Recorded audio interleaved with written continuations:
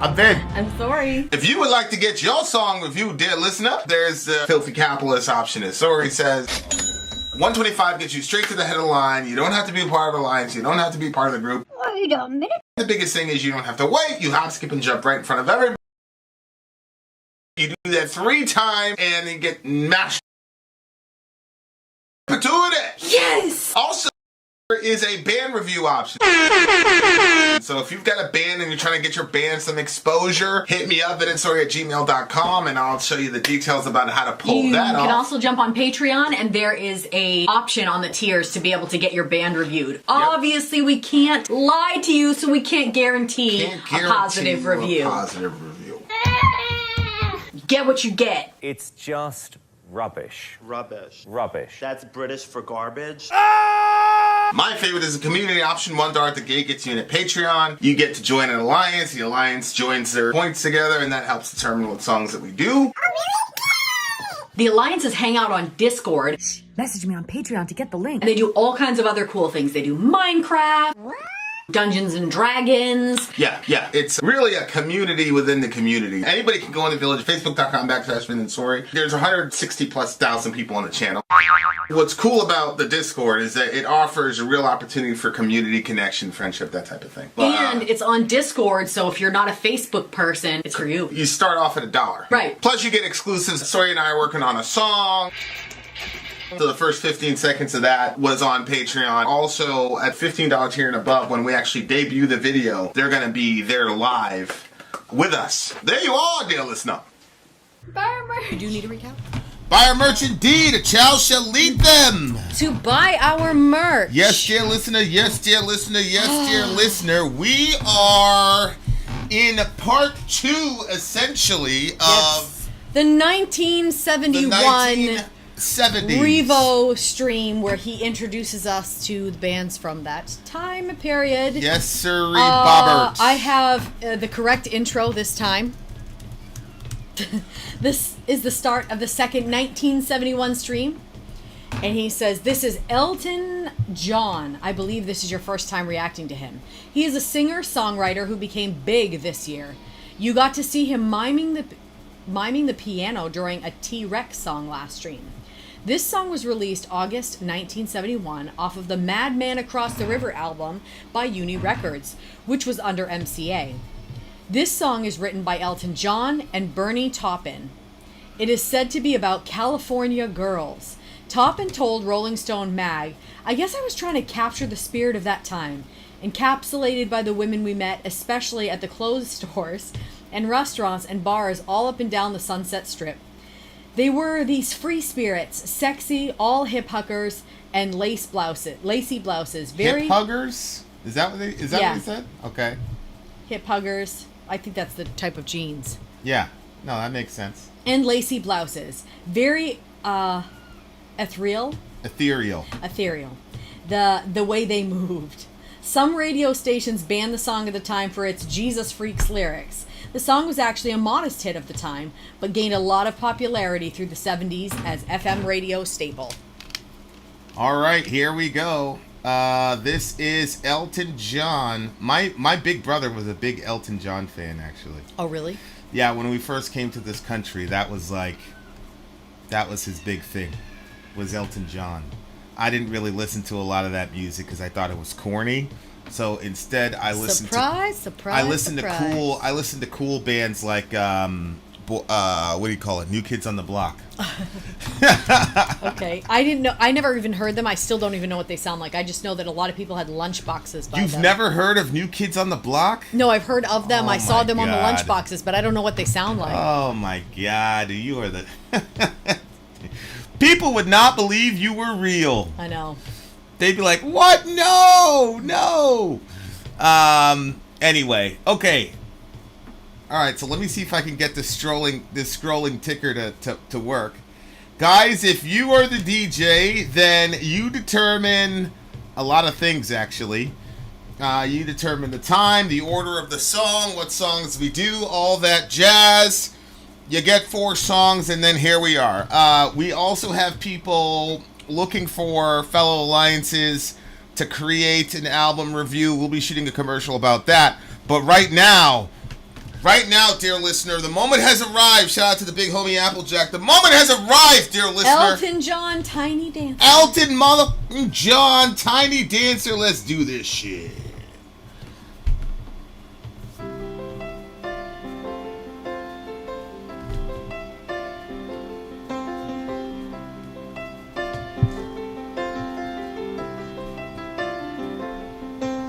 Pillow music. Blue jean baby, LA lady, seamstress for the band, pretty eyes, pirate smile, you marry a music man, ballerina. Must have seen her dancing in the sand. Now she's in me, always with me, tiny dancer in my hand.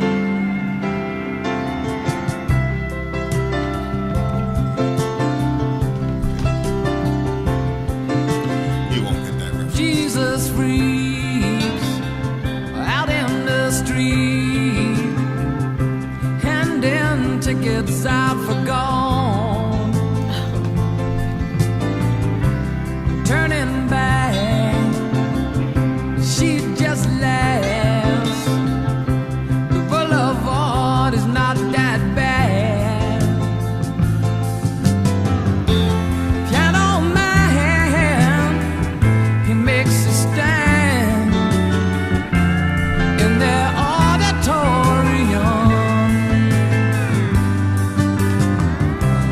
looking on.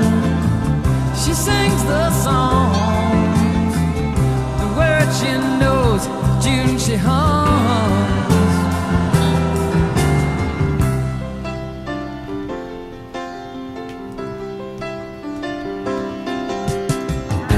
But oh, how it feels so real, lying here with no one near, only you, and you can hear me when I say softly, slowly, hold me closer, tiny dancer. That has a familiarity to it. Count the headlights on the highway. I've heard that line before. Yep. Lay me down in the sheets of linen. You had a busy day today. Hold me closer, tiny dancer. Count the headlights on the highway. Lay me down in the sheets of linen.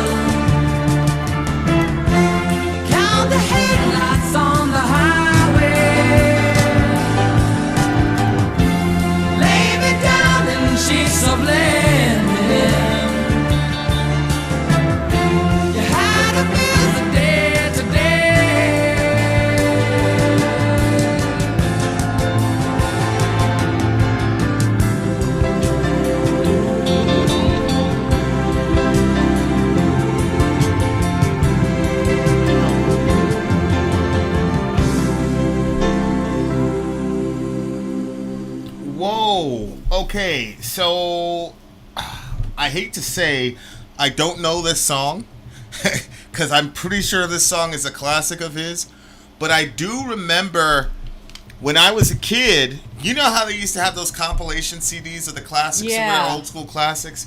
I remember that line because they had a whole bunch of them. Oh. They're like one after the other. Yeah. There was one that's like riding around in my automobile, Yeah. something, no particular place to go. And then they had time. I didn't know that was him though. So that was Elton John that did that part. Surprise, surprise. The rest of it. So what did they say? This is go back to Right here. Revo's summary. What did he say about? Yeah, this song so when we used to watch shows, they would have like commercials in between, and because thanks, honey. Give me another one, Ya Just take Rasulallah. this. Ya Rasul, give me another one, inshallah. Thanks. Love you. Okay, go ahead. I'm sorry. So we, I've told you guys this before, but it was very strict growing up. And once in a while, like we would go through phases where we would have like cable, or maybe it was just like a little bit of channels. And when that was it, we would have like an hour of TV a day. So because it was so restricted, like you were glued in there when it was time. And so even the commercials we enjoyed. And there was those CDs. They were. Yeah. I don't know if it was it seemed like it was basically like the WoW idea, like the WoW 2000. You know what I mean? Yeah, It had yeah. a bunch of different. Yeah. And so there was. I remember hearing that line. Hold me closer, tiny dancer. Count the headlights on the highway. That part, I remember that part getting sung. And a number of other ones where it was just like a tiny clip. So. I did hear that part. I've never heard the entire song before. And I remember them saying Elton John. You did. But I didn't think that this song was... Like, I understand, like, the time period, and then they said the Jesus Freaks thing. It's funny that's because... what I was looking for. I'm like, yo, what was the problem with what it he said Jesus Freaks out in the street handing tickets out for God. And, you know, like, probably the religious people at the time did not like the term Jesus Freaks. Yeah. Eventually... Yeah, I mean, it became... It was basically an insult, Jesus Freaks. Yeah, but then, like... I think it was DC Talk. DC Talk. Yeah, DC Talk Yeah. kind of like owned it and was like... Yeah. Owned the fact that they were a Jesus freak. Yeah, they flipped it and turned They it into did. something. And yeah. the song, I think, got popularized, at least within our circle. I don't, I'm from Maine. It's not like it was a giant circle, but it definitely... So whenever somebody said Jesus freak after that, I always loved it. I was like, yeah, that's right. I didn't even think it was very provocative either. They banned the song just because of the Jesus freak line. In a bunch of the radios. Shout out to Emily. That's crazy. That's Yeah. crazy. But that just, like, it's just talking about what they saw on the LA Strip. You see all these people. They should have been glad they were represented. Then you have the Jesus freak. When he says tickets, I'm assuming he's talking about tracks. Yeah.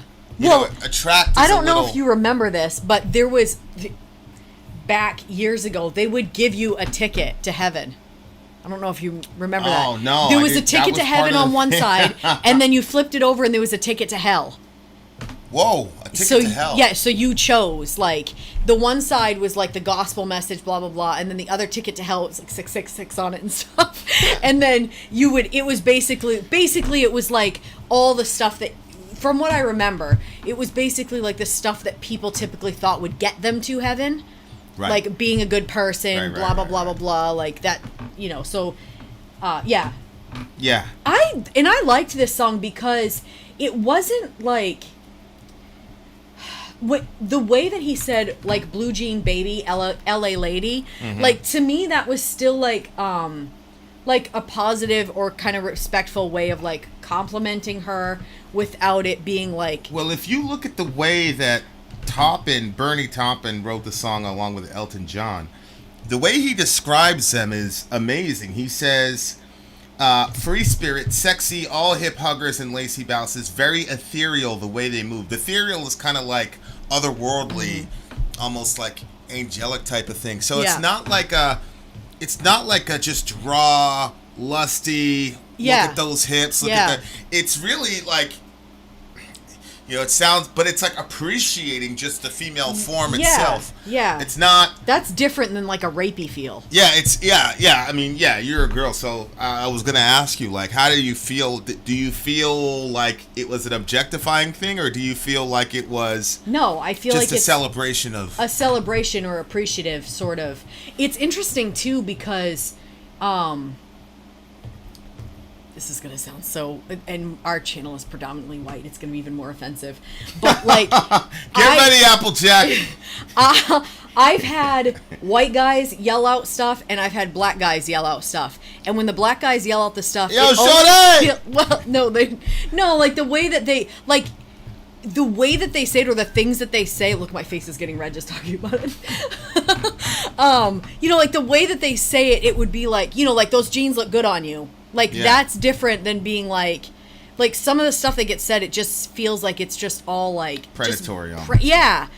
And then if there's like I remember that time that I was getting something from the trunk, and then this black guy came by and he commented or whatever, and then Wait, when did that happen? You were there. We were at the 7-Eleven.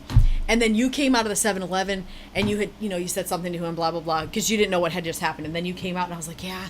And then I told you what happened and you were like, what? Who? What? And then you went back in there and you said something to him and he was like, oh, he's like, I didn't mean any disrespect. He was like, I didn't know she was a girl, blah, blah, blah. Like just the response, like, I don't know. Shout out so to the like homie. this Blue Jean Baby LA lady to me was like, it still had like, it was appreciating probably, you know, the fact that her jeans fit nicely. But he was still calling her an LA lady, not like a bitch or a hoe. You know what I'm saying? Oh, no. And then no. the next few lines, when he says pretty-eyed, I liked pretty-eyed too because that also you have pretty is. eyes. Look at the camera. Look at that. Look at that shit. I also Shit like. is real, my guy. I like the pretty-eyed part, but I didn't understand the pirate smile because pirates usually are missing teeth. So I was confused about the pirate Maybe smile. he was talking about the girls who are all cracked out, giving them some love. You know what I'm saying? I don't. Giving Shorty some love. Maybe. You feel me? I thought that part was a little. I was like, what? What are we trying to communicate here? Yeah, I love the song, man. Jesus freaks in the street, handing out tickets for God, turning back, she just Well, laughs. pirates usually have gold is not that teeth. bad. So maybe it has to do with the golden smile. Well, pirates are thieves, so maybe it's because, you know, they stole. Maybe it's because the girls were stealing his heart with their what do you call smile. it? Yeah. Okay. That could be. Yeah. What's good, Sean? Okay, and then I have to say this line was kind of funny to me when he said, "You'll marry a music man," because what was it? There was I can't remember what it was. I was listening to this thing that was talking about the influence of, I don't know if it was a show or if it was a movie or if it was a song, but girls were heavily influenced by this song. Well, I mean, here's an example. Like going to Paris or Italy, like girls have this idea because it's played out so many times in romantic shows and comedy, romantic stuff, that you go there and you find the love of your life, blah, blah, blah, blah. And so like guys from that area know that.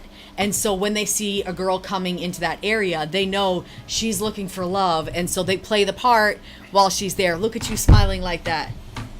You know what I'm talking about? Yeah. So when he said, "You'll marry a music man" in the song, and the song got popularized, it was almost like he was like dropping that for, you know, so if girls hear that, they'll be like, "Oh my God, and you're a music man, oh." You know what I'm saying? Like, he tipped the scales in his favor using his craft. Yeah, he did. Well, the crazy thing about this song is Elton John is gay. Oh, he is? Yeah. So then it's even more. That boy's gay as hell, bro. Like Okay. he's been married for like 25 years, my G.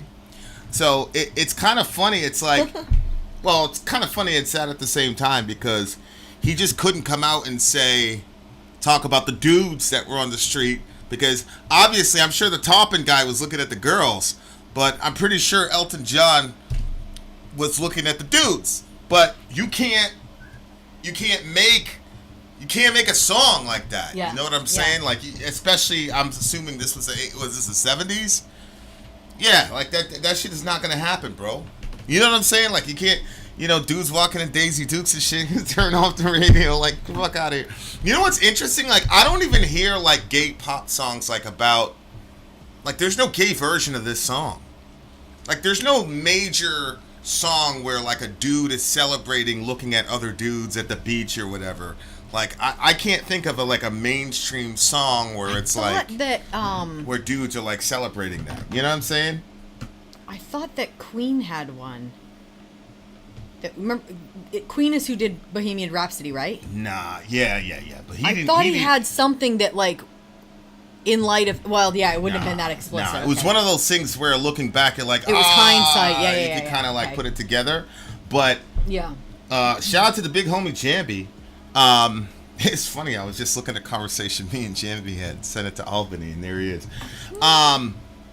Yeah, like it's really interesting because, like, we're supposedly so advanced and accepting and all that, but there is this band called don't be mad at me, Pussy Riot. That's the name of the band. It was these two girls, and I'm pretty sure they were Russian, and they had this song "They're Not Gonna Get Us," and it was about, like, them two, like, loving each other or whatnot. I don't know if they were together, but the song was about that kind of energy. They're not gonna get us. I like the song Pussy Riot. I like them a lot. But yeah, you don't really hear a lot of, like, songs where dudes are talking about other dudes. You know what I'm saying? Like that. So I don't know what that is. I don't know if it's a demographic thing where most consumers of that type of music are dudes, and so I don't know. Yeah, but like you said, it's not like there's a lot of ones where it's like women doing songs about other women either. Right. I mean, there was, I kissed a girl and I liked it. Right, and that was huge. So that was one. To be honest with you, I don't necessarily think that was the lyrics. Right. I think that it just was so catchy because I know people that are, like, borderline homophobes that really, they were singing that song and they were like, I'm having a hard time not singing this song. Well, it's a girl. If it's girls, it's different. No. This person, girls, guys, didn't matter. They were not a fan of homosexuality at all. Yeah, but that song got, like, in their head. I understand, like, the cognitive aspect of it, but if it was two dudes singing "They're Not Gonna Get Us," I don't think he'd make the exception, no matter how heady it is. No, this is a woman. Oh, okay, well, that's different. I just feel like all women are gay, though. You know, we already had this conversation. That, yeah. All you guys are gay, to be honest with you. It's not our fault. Yeah, it's not your fault. But, yeah, dude could really sing, though. Yeah, and it just, like, sucked you into it. And I don't know if it was because Revo had that write-up before, but I was feeling like the California air. You remember how, like, the air in California felt? I love California. Yeah, it just had that feel to it. And so I was, like, feeling that air and the setting sun and, you know, how he explained it. I don't know, it was poetic in a sense. Pussy Riot was talking some legit stuff with Russians' anti-gay laws. I Kissed a Girl was such a banger, but a lot of people who hate homosexuals are cooler with women being gay than men. Yeah, that's a 100% fact. Dudes are completely good with two girls and two guys. Forget it. Why do you think? I feel like that's because of their own lust. Because obviously men are attracted to women's bodies. And so two women instead of one is, I don't know. I think it's because a lot of dudes, when that shit happens on camera, they are putting themselves in the situation. You know, like a lot of dudes say, oh man, if I had two girls at the same time, blah, blah, blah. So they're putting themselves in the situation. But when you see two dudes and you have that impulse to put yourself in the situation, you know what I'm saying? Like, ah! You know what I mean? Like, dudes are not just observing that shit. Like, their imagination, like, goes all over the place. But yeah, man, I actually really, really, really like this song, and I feel like this must have been like a huge song when it came out. It just feels like a big pop hit. I'm gonna give this song, I'm gonna give it a 10 because it's extremely catchy, and I think it's an important song for the culture. Oh, I agree. I don't know if it's sad necessarily. It's just interesting that he couldn't really write those songs and be true to himself when he was singing. I can't imagine, like, singing in front of millions of people, being adored by all those people, and, like, you keep singing about girls when in reality you're looking at, you know what I'm saying? Like, it's a whole it's a whole different type of energy. But shout out to him. He made it through. So there you go. It's a 10 for me. What do you give it? I gave it a 10 as well. Tiny Dancer by Elton John, Jambi. Chicks kiss all the time and it's love. Bad Bunny kissed his backup dancer guy and now he's gay and people hate him. Yeah, that's what I'm telling you. Like, that shit is, like, I don't really feel like we're as advanced as people think we are. And, you know, I've said that in other forums. Like, it has other ramifications. Like, but that's a whole separate discussion. Who, Elton John? Mark just said that.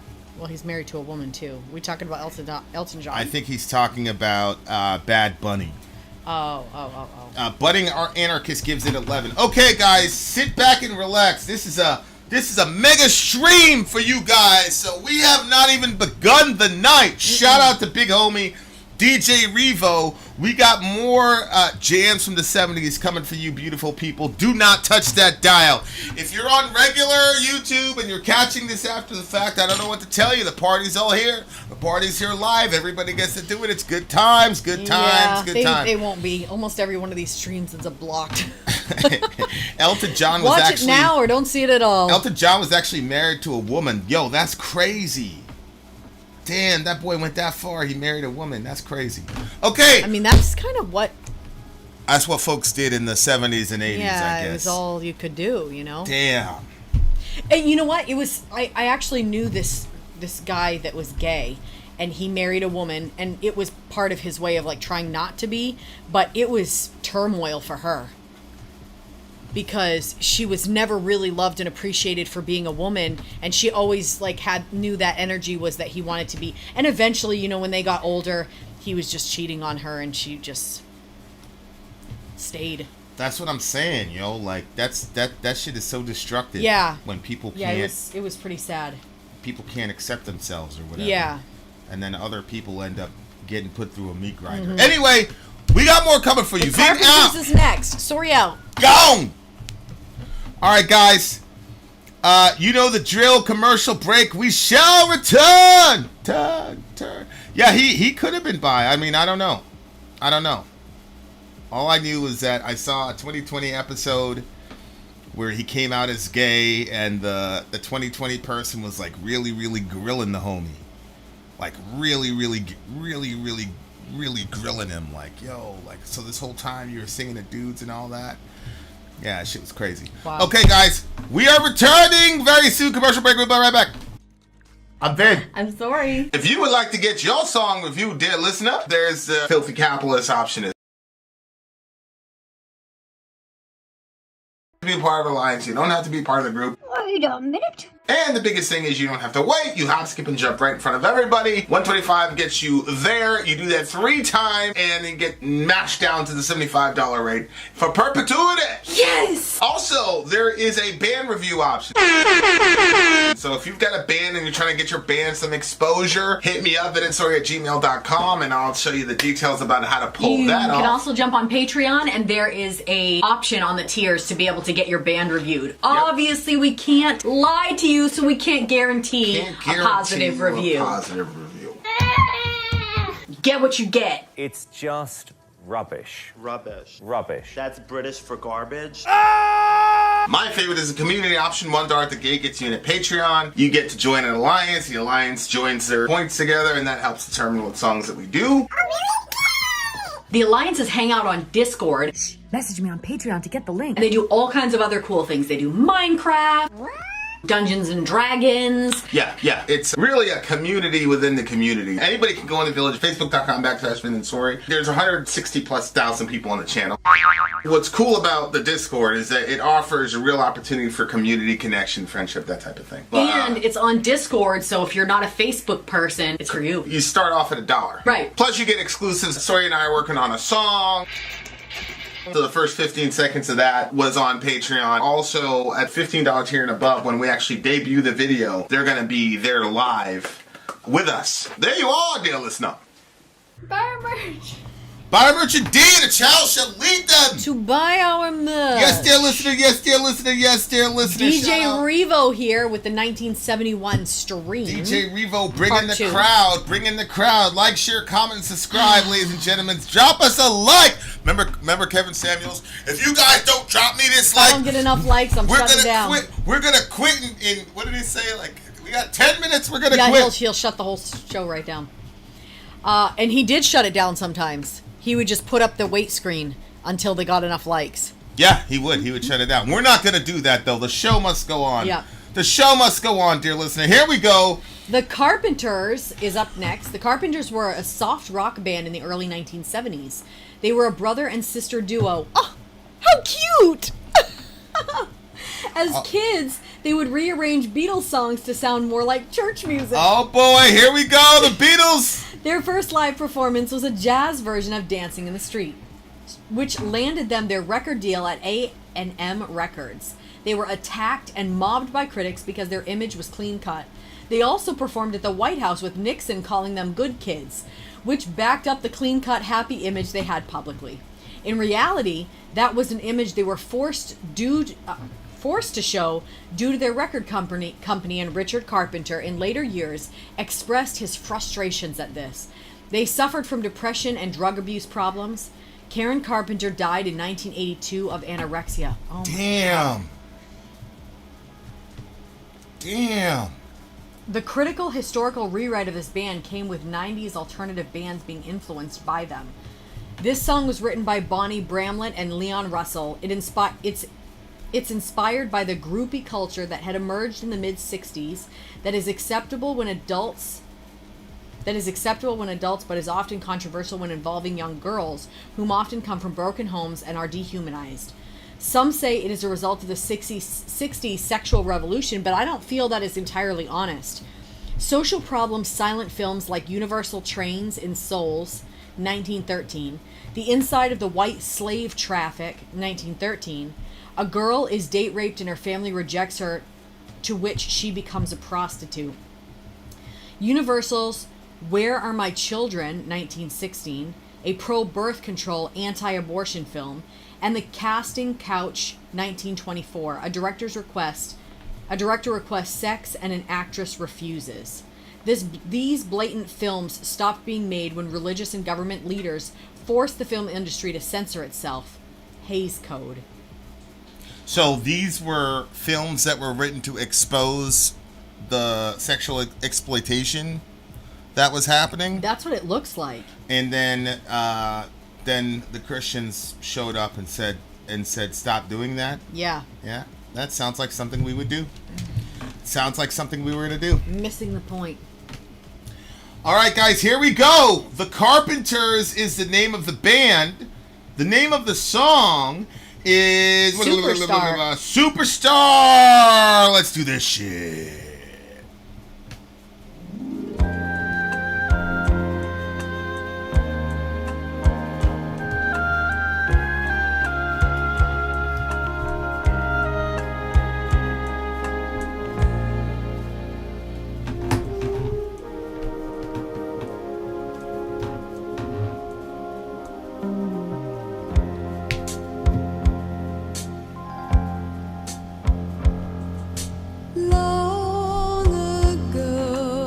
Wow, she's got a voice, bro. So far away, I fell in love with you before the second show.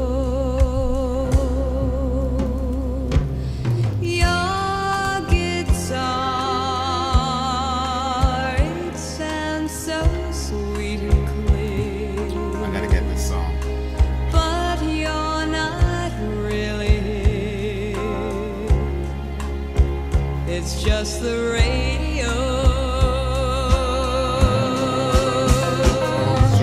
Don't you remember you told me you loved me, baby? You said you'd be coming back this way again, baby. Baby, baby, baby, baby, oh baby, I love you, I really do.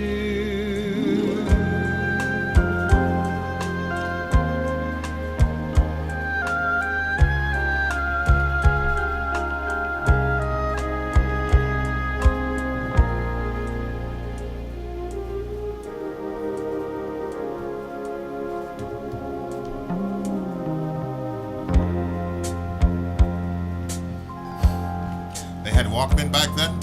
Loneliness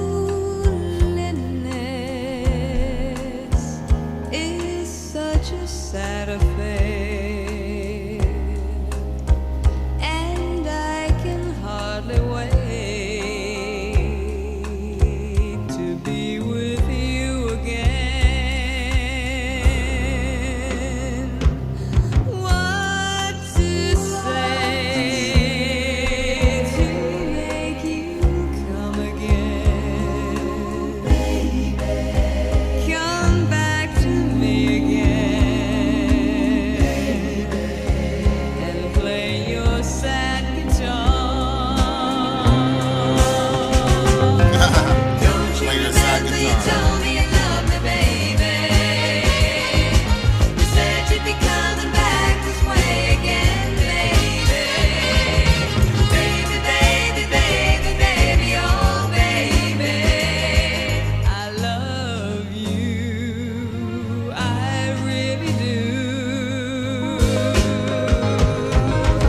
Don't you remember you told me you loved me, baby? You said you'd be coming back this way again, baby. Baby, baby, baby, baby, oh baby. I love you, I really do.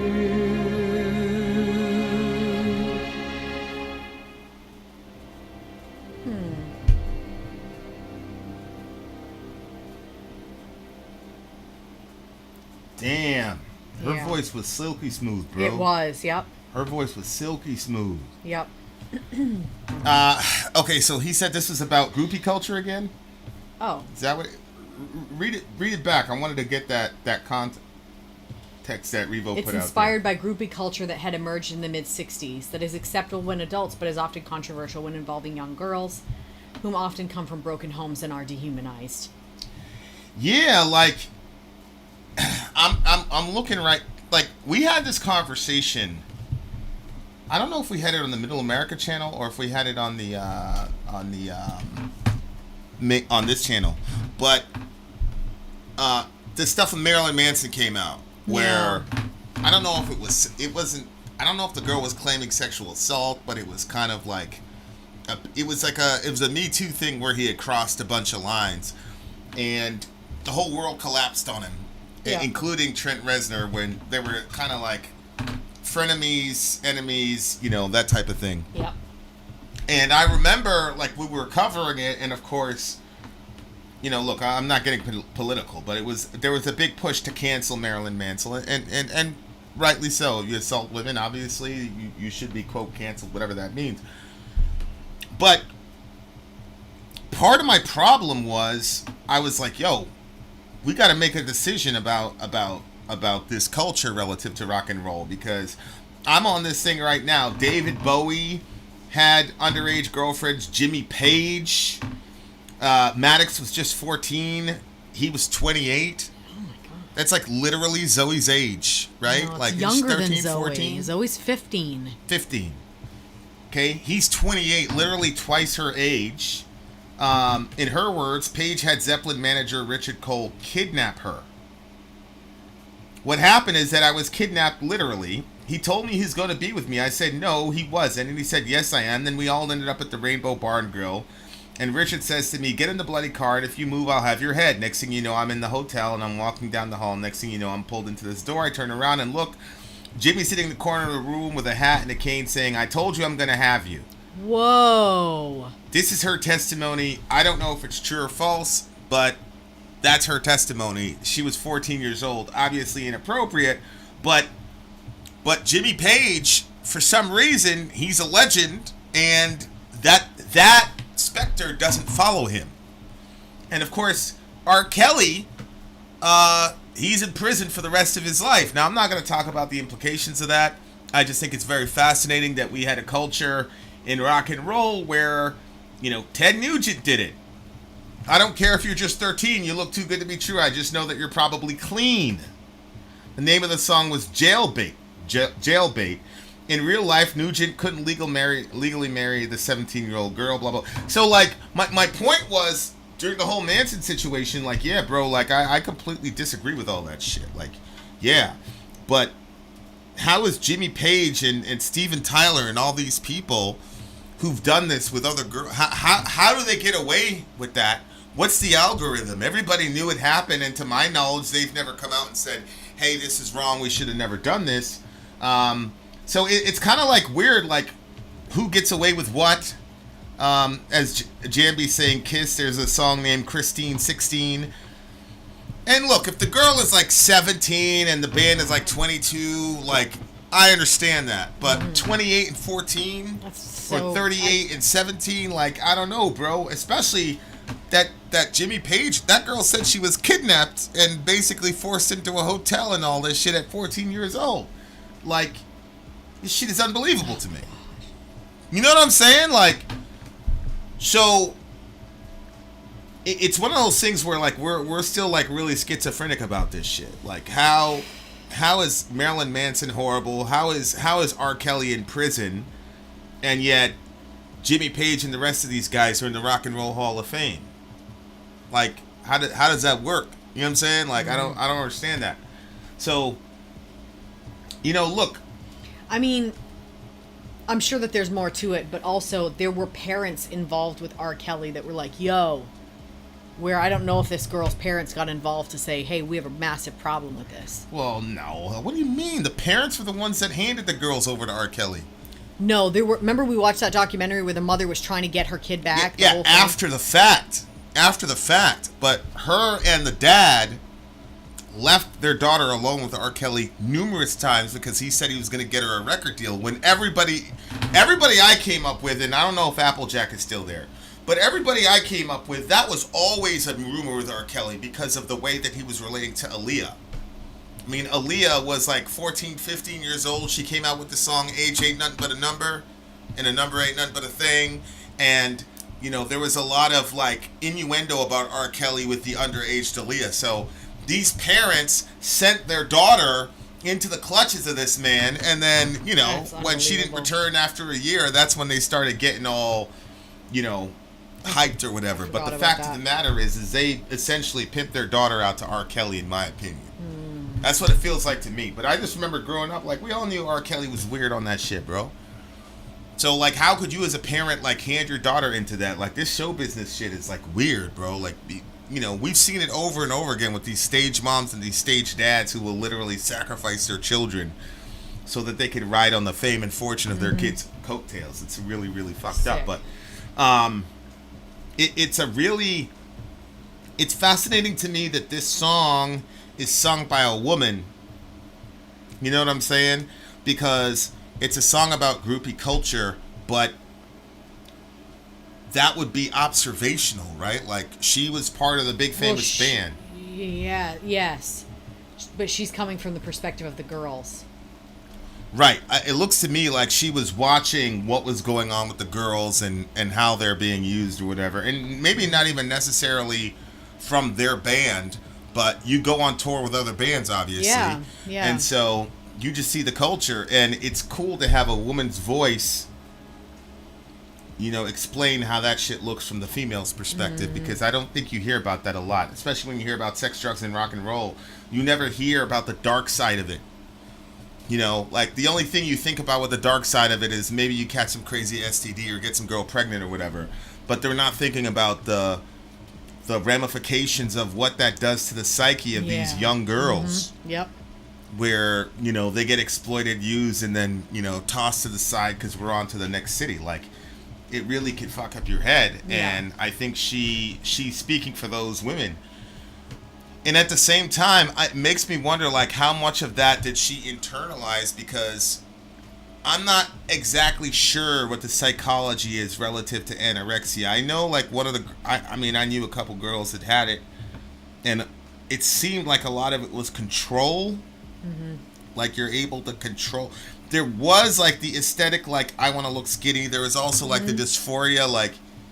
Yes. I look fatter than you know, I've known people that have had obvious body dysphoria where they were, like, clearly underweight but thought that they weren't. You know what I'm saying? So there's that psychological aspect of, like, not measuring up to ridiculous, you know, insane beauty standards, but there's also that aspect of control, and the fact that she died of anorexia, like there's something going on. You know what I'm saying? And the shit is just, it's unbelievable to me. Yeah. That you could be that powerful, have that crazy of a voice, to Jambi's point, be an expert drummer. Like, she was drumming and singing at the same time. She was? Well, yeah, I mean, she was the drummer, so I'm assuming that she was drumming and singing at the same time. I didn't know she was the drummer. So, yeah, right there, Daniel Armstead says Karen also played drums. So, wow. Like, that's the shit I'm like, yo, man, like, you're such an accomplished person, and you couldn't find, you know, that piece inside of yourself to you know, see the value in what you could bring to the table. You know, that's a tough pill to swallow, man. That's a real tough pill to swallow, in my opinion. Like, at the end of the day, like, it doesn't matter what your how famous you are, doesn't matter how accomplished you are. Like, if you don't have that kind of peace within yourself, that's gonna happen. But that woman's voice is like so clean, bro. That was a big thing that got me about her voice. Like, the way the voice came on, it set the mood. Yeah. The song definitely sounded a little bit dated, but it was dated in a kind of nostalgic feel, not dated in a played out feel. You know what I'm saying? I agree. So that to me was pretty cool. Like, looking at that. Yeah.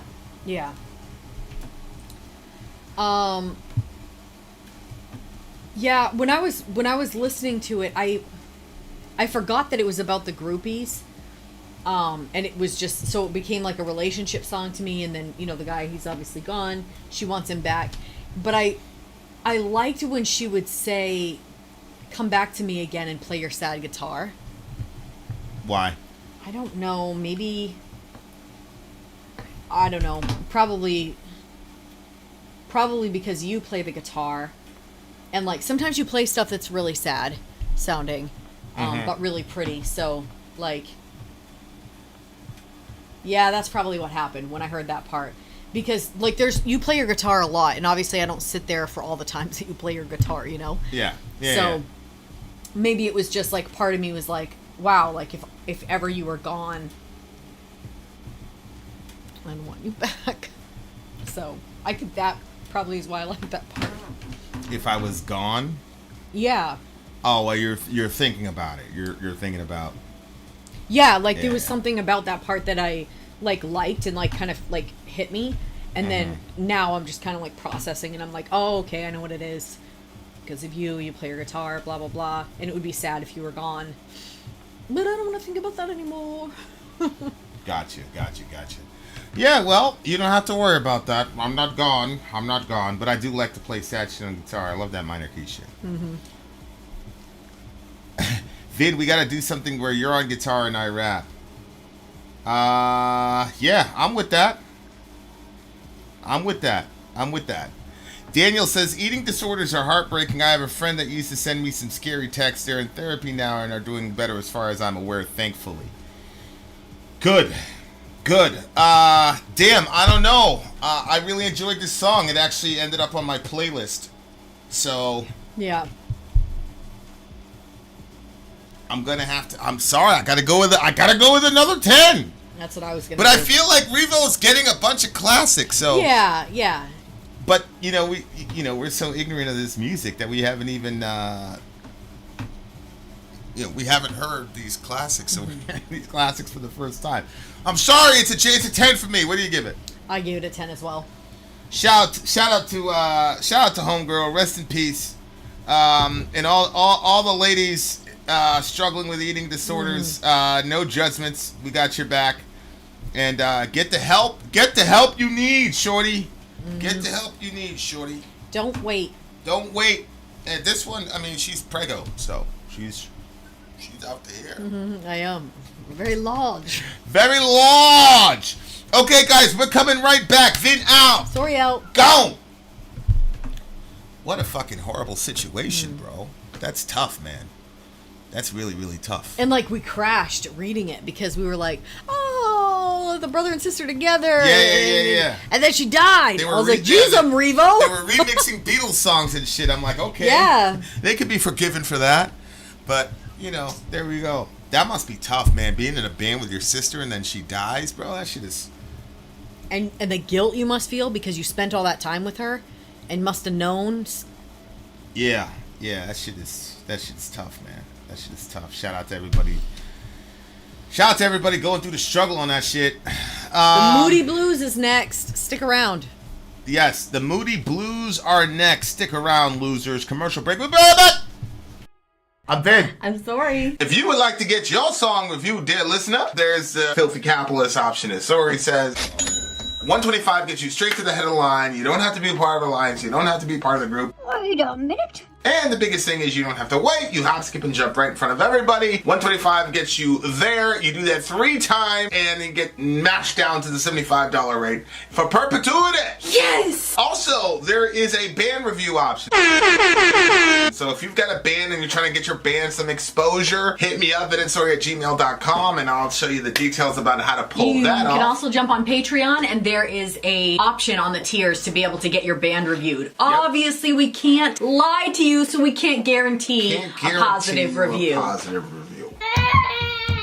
Get what you get. It's just rubbish. Rubbish. Rubbish. That's British for garbage. My favorite is the community option. $1 at the gate gets you in at Patreon. You get to join an alliance. The alliance joins their points together, and that helps determine what songs that we do. The alliances hang out on Discord. Message me on Patreon to get the link. They do all kinds of other cool things. They do Minecraft, Dungeons and Dragons. Yeah. It's really a community within the community. Anybody can go in the village, facebook.com/VinandSori. There's 160,000+ people on the channel. What's cool about the Discord is that it offers a real opportunity for community connection, friendship, that type of thing. And it's on Discord, so if you're not a Facebook person, it's for you. You start off at $1. Right. Plus you get exclusives. Sori and I are working on a song. So the first 15 seconds of that was on Patreon. Also, at $15 tier and above, when we actually debut the video, they're going to be there live with us. There you are, dear listener. Buy our merch. Buy our merch indeed. A child shall lead them to buy our merch. Yes, dear listener. Yes, dear listener. Yes, dear listener. DJ Revo in the house with the Moody Blues, The Story in Your Eyes. Here's a progressive rock band, The Bloody Moose. The Bloody Moose. The Moody Blues single from the album Every Good Boy Deserves Favor, released by Thresholds Records, which was a company Moody Blues created and distributed by Decca Records. This band was originally part of the British invasion wave of 1964 and ended up being one of the originators of prog rock in the late 60s. You have reacted to Nights in White Satin and Question by them. This song reached number 23 on the U.S. Billboard's charts. The Moody Blues, The Story in Your Eyes. Nice.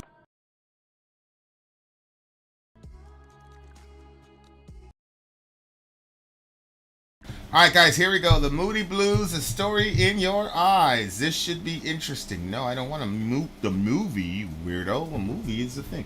Okay, here we go. Moody Blues, The Story in Your Eyes. Let's do this shit.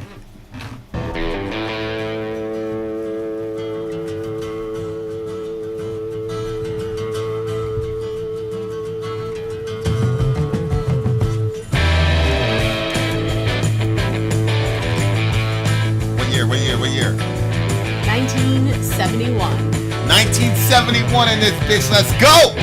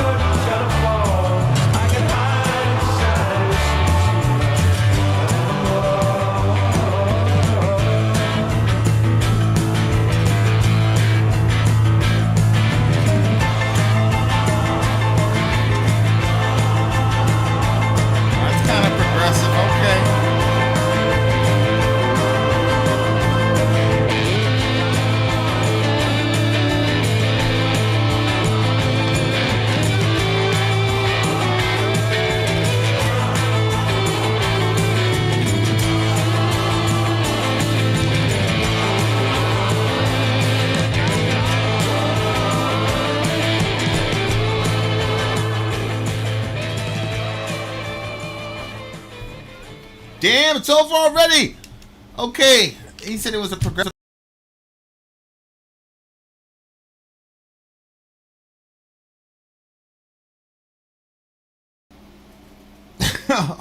Oh yeah, we did do that song. I don't know if we want to drop that one on the channel.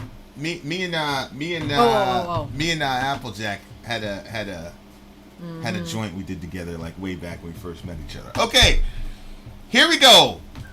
Okay, so this is the Moody Blues. What did you think? Tell me your thoughts. Tell me your thoughts. I didn't really like it. It sounded completely different than what I was expecting.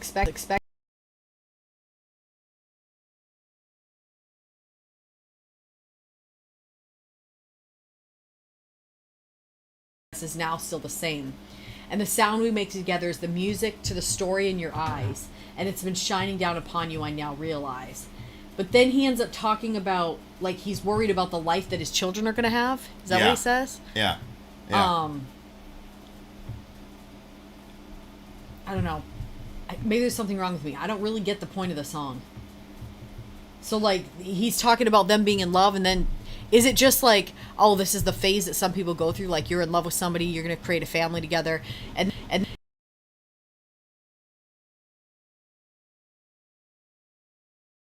well, I think if we look at the backdrop of the time period,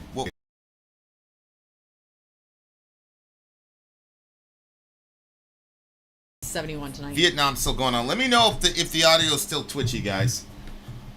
Okay, so I've been thinking about our fortune, and I've decided that we're really not to blame, for the love that's deep inside us now is still the same. And the sounds we make together is the music to the story in your eyes that have been shining down upon me now, I realize. Listen to the tide slowly turning. Wash all our heartaches away. We're part of the fire that is burning. From the ashes we can build another day. But I'm frightened for your children that the life we are living is in vain, and the sunshine we've been waiting for will turn to rain. Listen to the tide slowly turning. Wash all our heartaches away. We're part of the fire that is burning. From the ashes we can build another day. And I'm frightened for your children, etc., etc.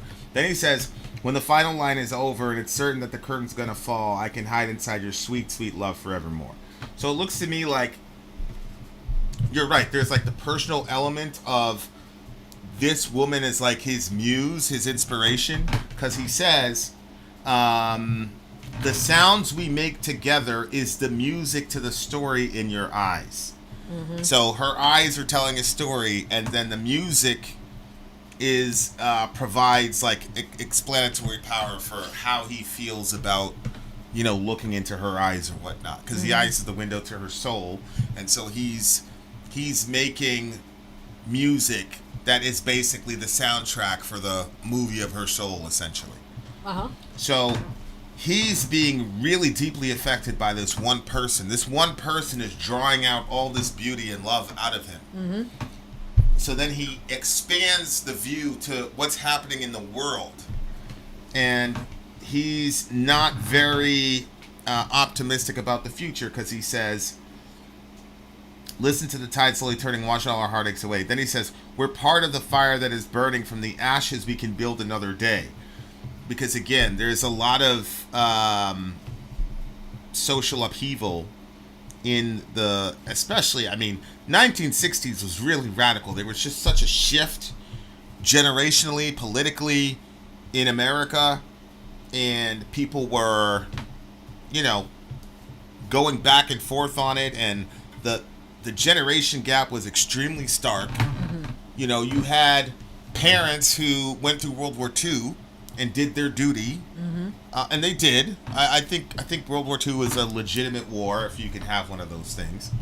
But then you had Vietnam, and when it was their turn, you know, that generation gap was like, nah, bro, I'm not with it.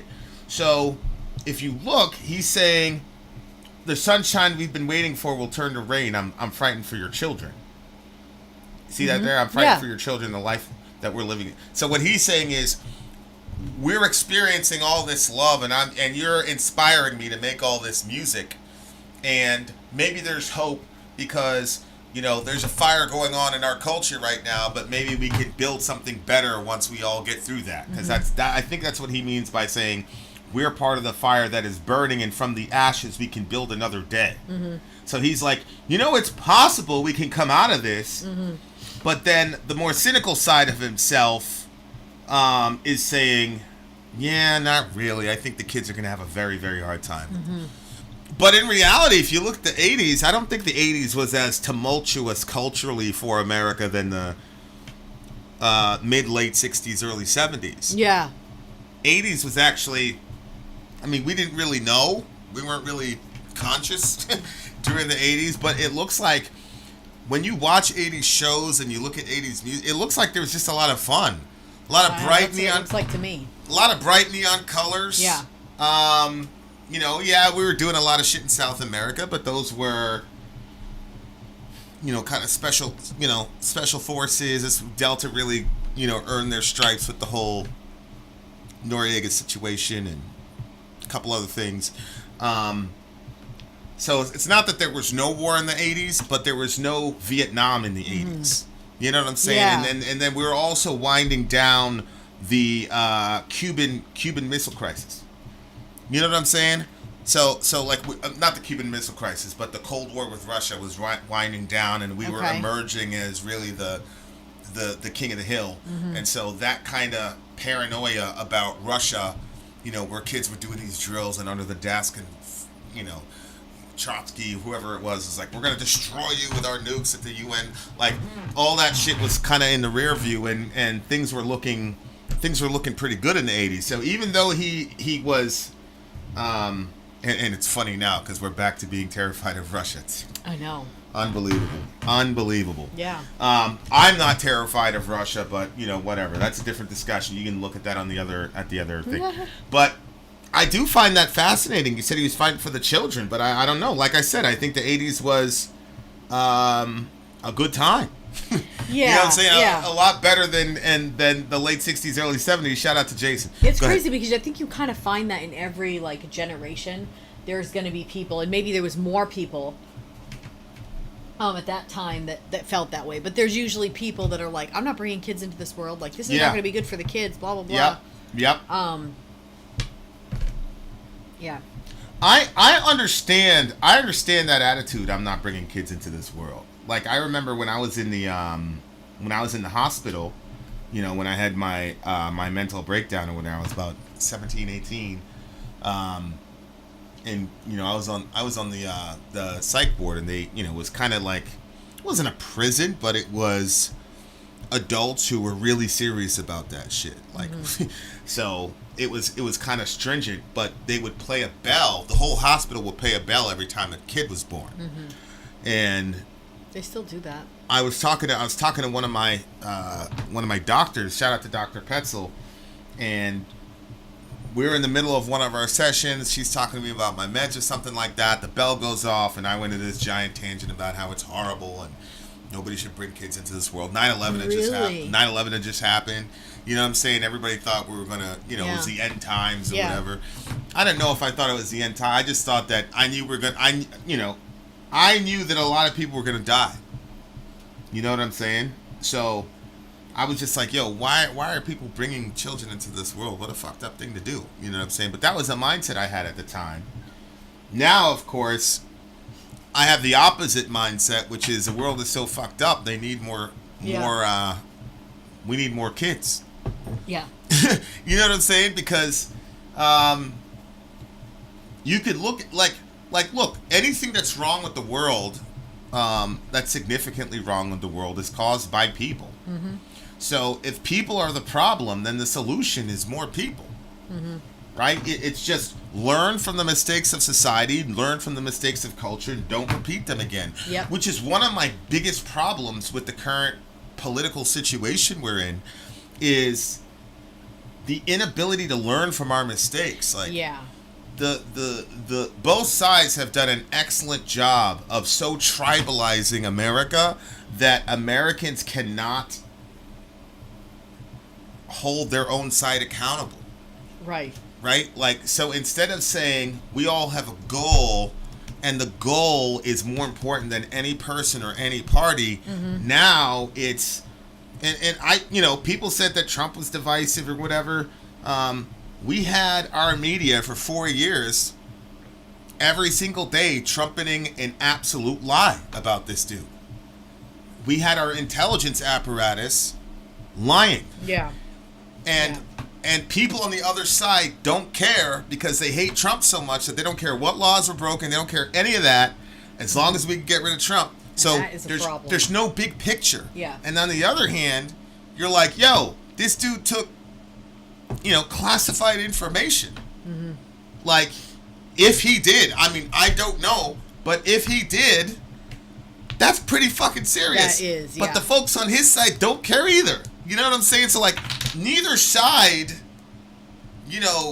really cares anymore because we don't have a goal anymore. It's just, one, we're attached to our tribe, and two, we want the emotional satisfaction of, seeing Trump in handcuffs, or we want the emotional satisfaction of owning the libs. Yeah. And it's this, people in this country genuinely hate each other now, and nobody's looking at a goal. They're just looking at, calling people, you know what I'm saying? Like, yeah, I think it's also the inability to look at a situation and say, well, wait a minute, if this happens and that's in the hands of my enemy, or who I perceive to be my enemy, how do I feel about that?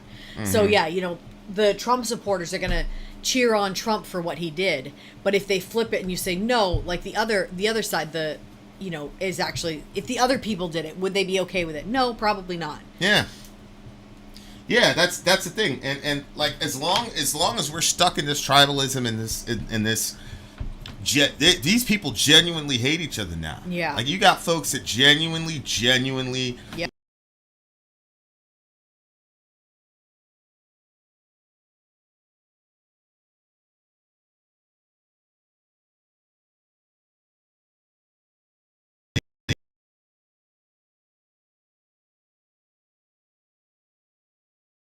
Vice versa, and again, it's like there's no ultimate goal. There's no, I barely even hear anybody talking about Medicare for all anymore, which is one of the things that really attracted me about the left. Yeah. Like the real situations that are really affecting people, I don't even hear that. I don't even hear that discussed.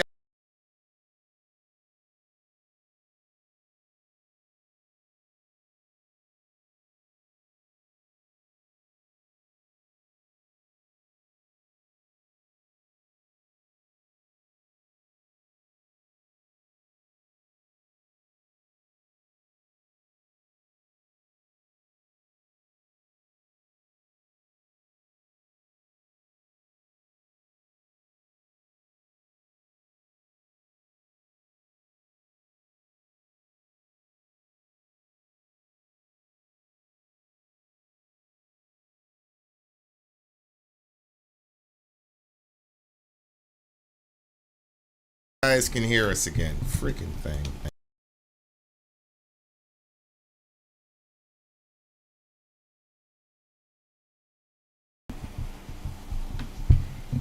All right, we should be back. Do me a favor, turn up the volume there.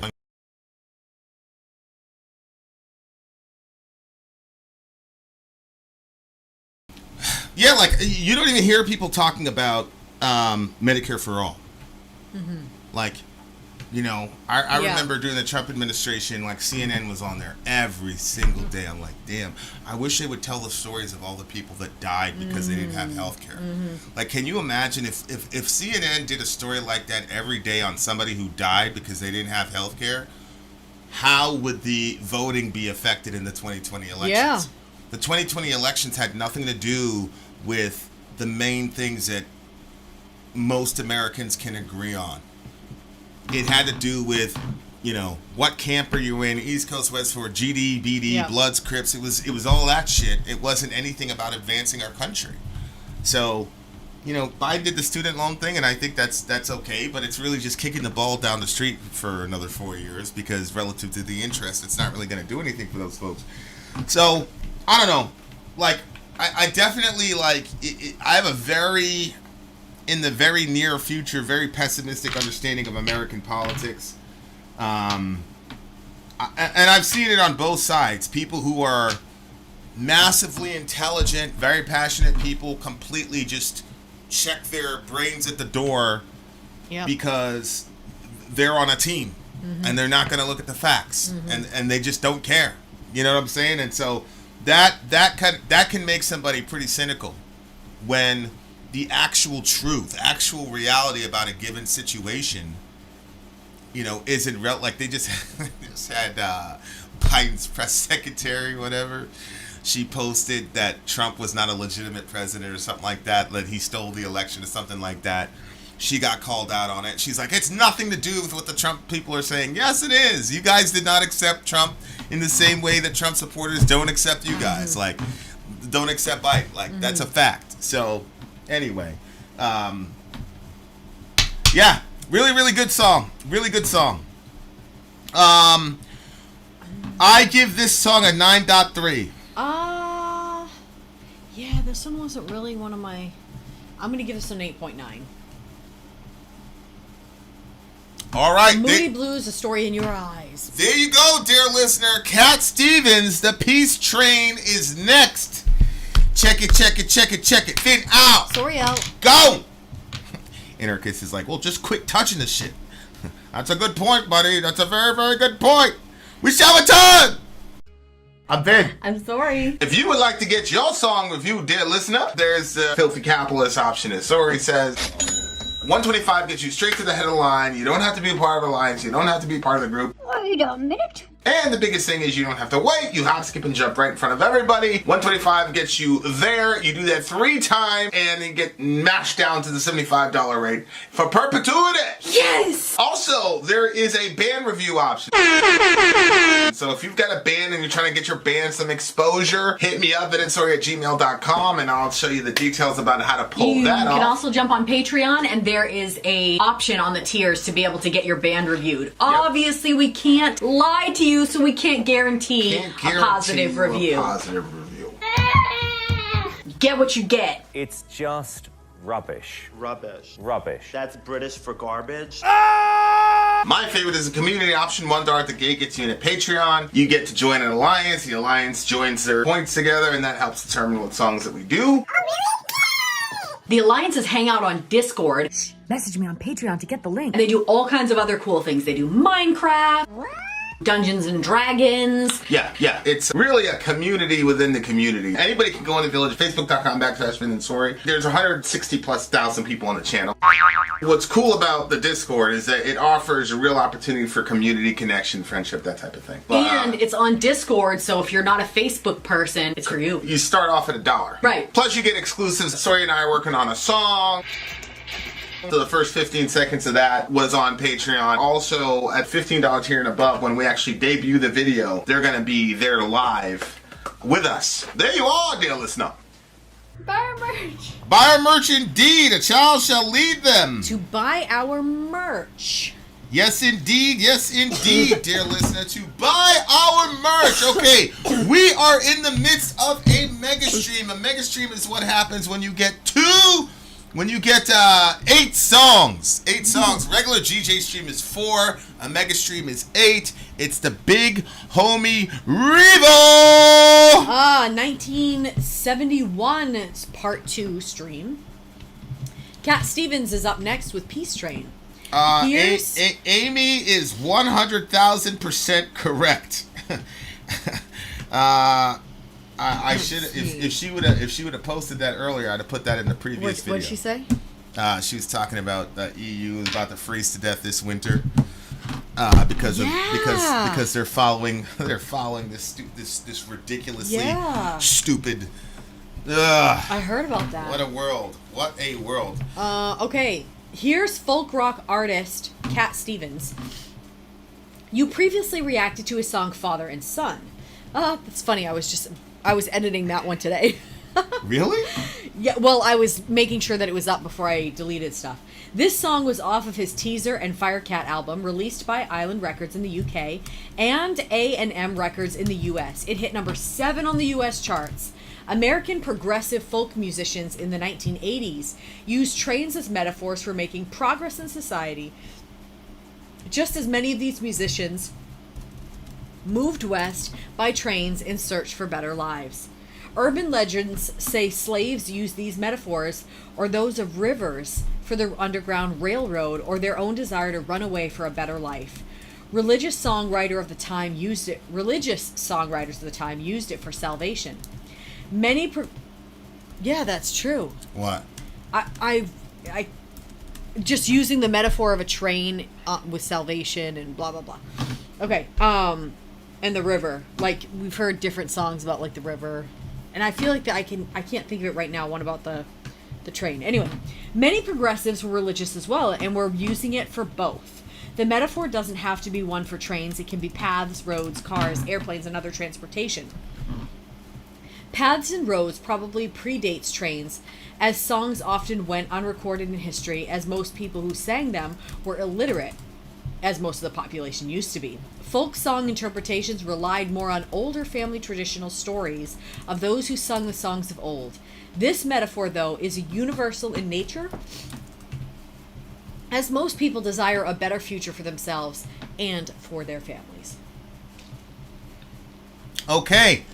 This is for the big homie Yusuf Islam, also known as Cat Stevens. It's a really interesting story. So Cat Stevens converted to Islam, and he changed his name to Yusuf Islam.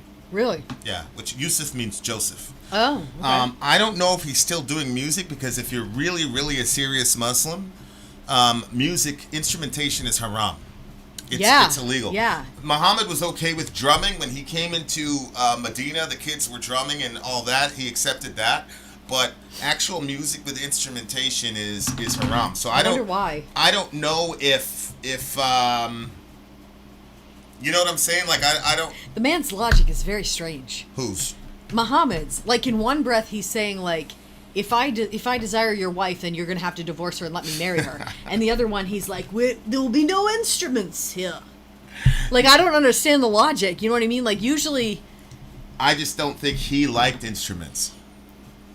He didn't like dogs, so it was haram for dogs to be in your house. If he doesn't like instruments, then, you know, now billions of people can't listen to music. But anyway, all right, here we go. They created some beautiful stuff with their vocal cords. Oh, yeah. As a result. Those nasheeds are absolutely it's beautiful. I'm going to actually I was going to say, you should do something. We're going to include some nasheeds in our music. It's going to be crazy. And then there's Jambi with his very well thought out perspective. All religions have no logic. We're the ones that gave you logic. But anyway, Peace Train, Cat Stevens, let's do this shit. We love Jambi unconditionally. Let's go. Cat Stevens, Peace Train, let's do it, y'all. DJ Revo in the house, gang, let's go.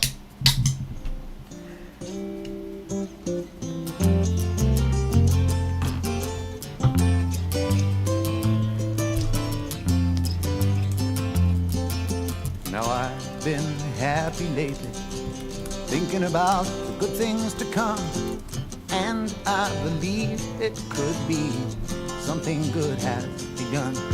Oh, I've been smiling lately, dreaming about the world as one, and I believe it could be someday it's going to come.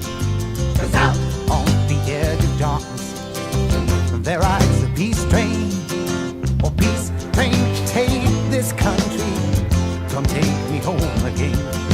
Yeah, I've been smiling lately, thinking about the good things to come, and I believe it could be something good has begun.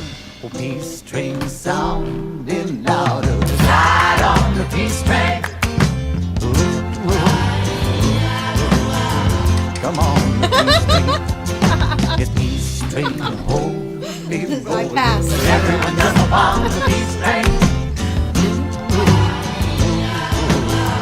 Come on, the peace train. Get your bags It's gotta be together. 71, babe. The whole stream is Bring your good 71. friends too. No, the previous Cause one was 71. it's getting nearer. It soon will be with you. Come and join the living. It's not so far from you. And it's getting nearer.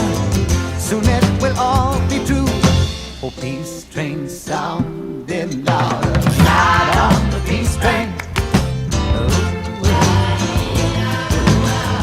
Come on, the peace train. Peace train.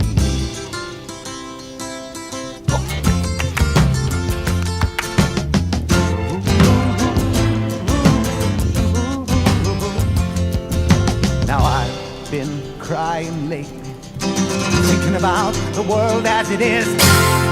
Why must we go on hating? Why can't we live in bliss?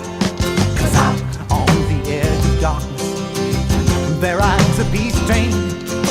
Oh, peace train, take this country, come take me home again. Oh, peace train sounding louder, ride on the peace train. Come on, the peace train, this peace train, holy rollers. Everyone jump on the peace train. Ooh.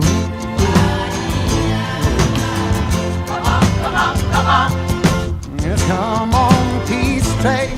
Hey, yes, it's the peace train.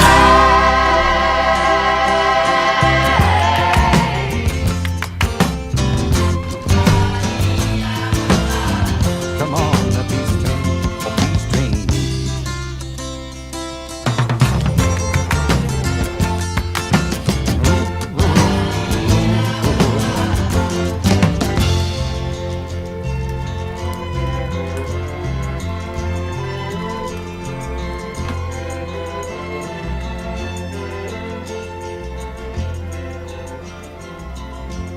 Wow, that's beautiful at the end.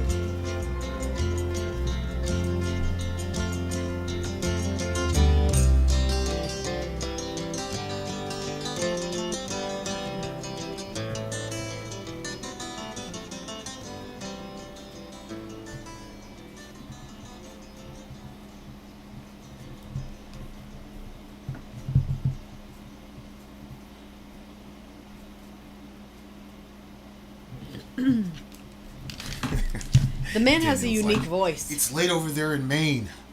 How are you drinking Red Bull? Yeah, it's 10:45. I'm not going to sleep tonight, bro.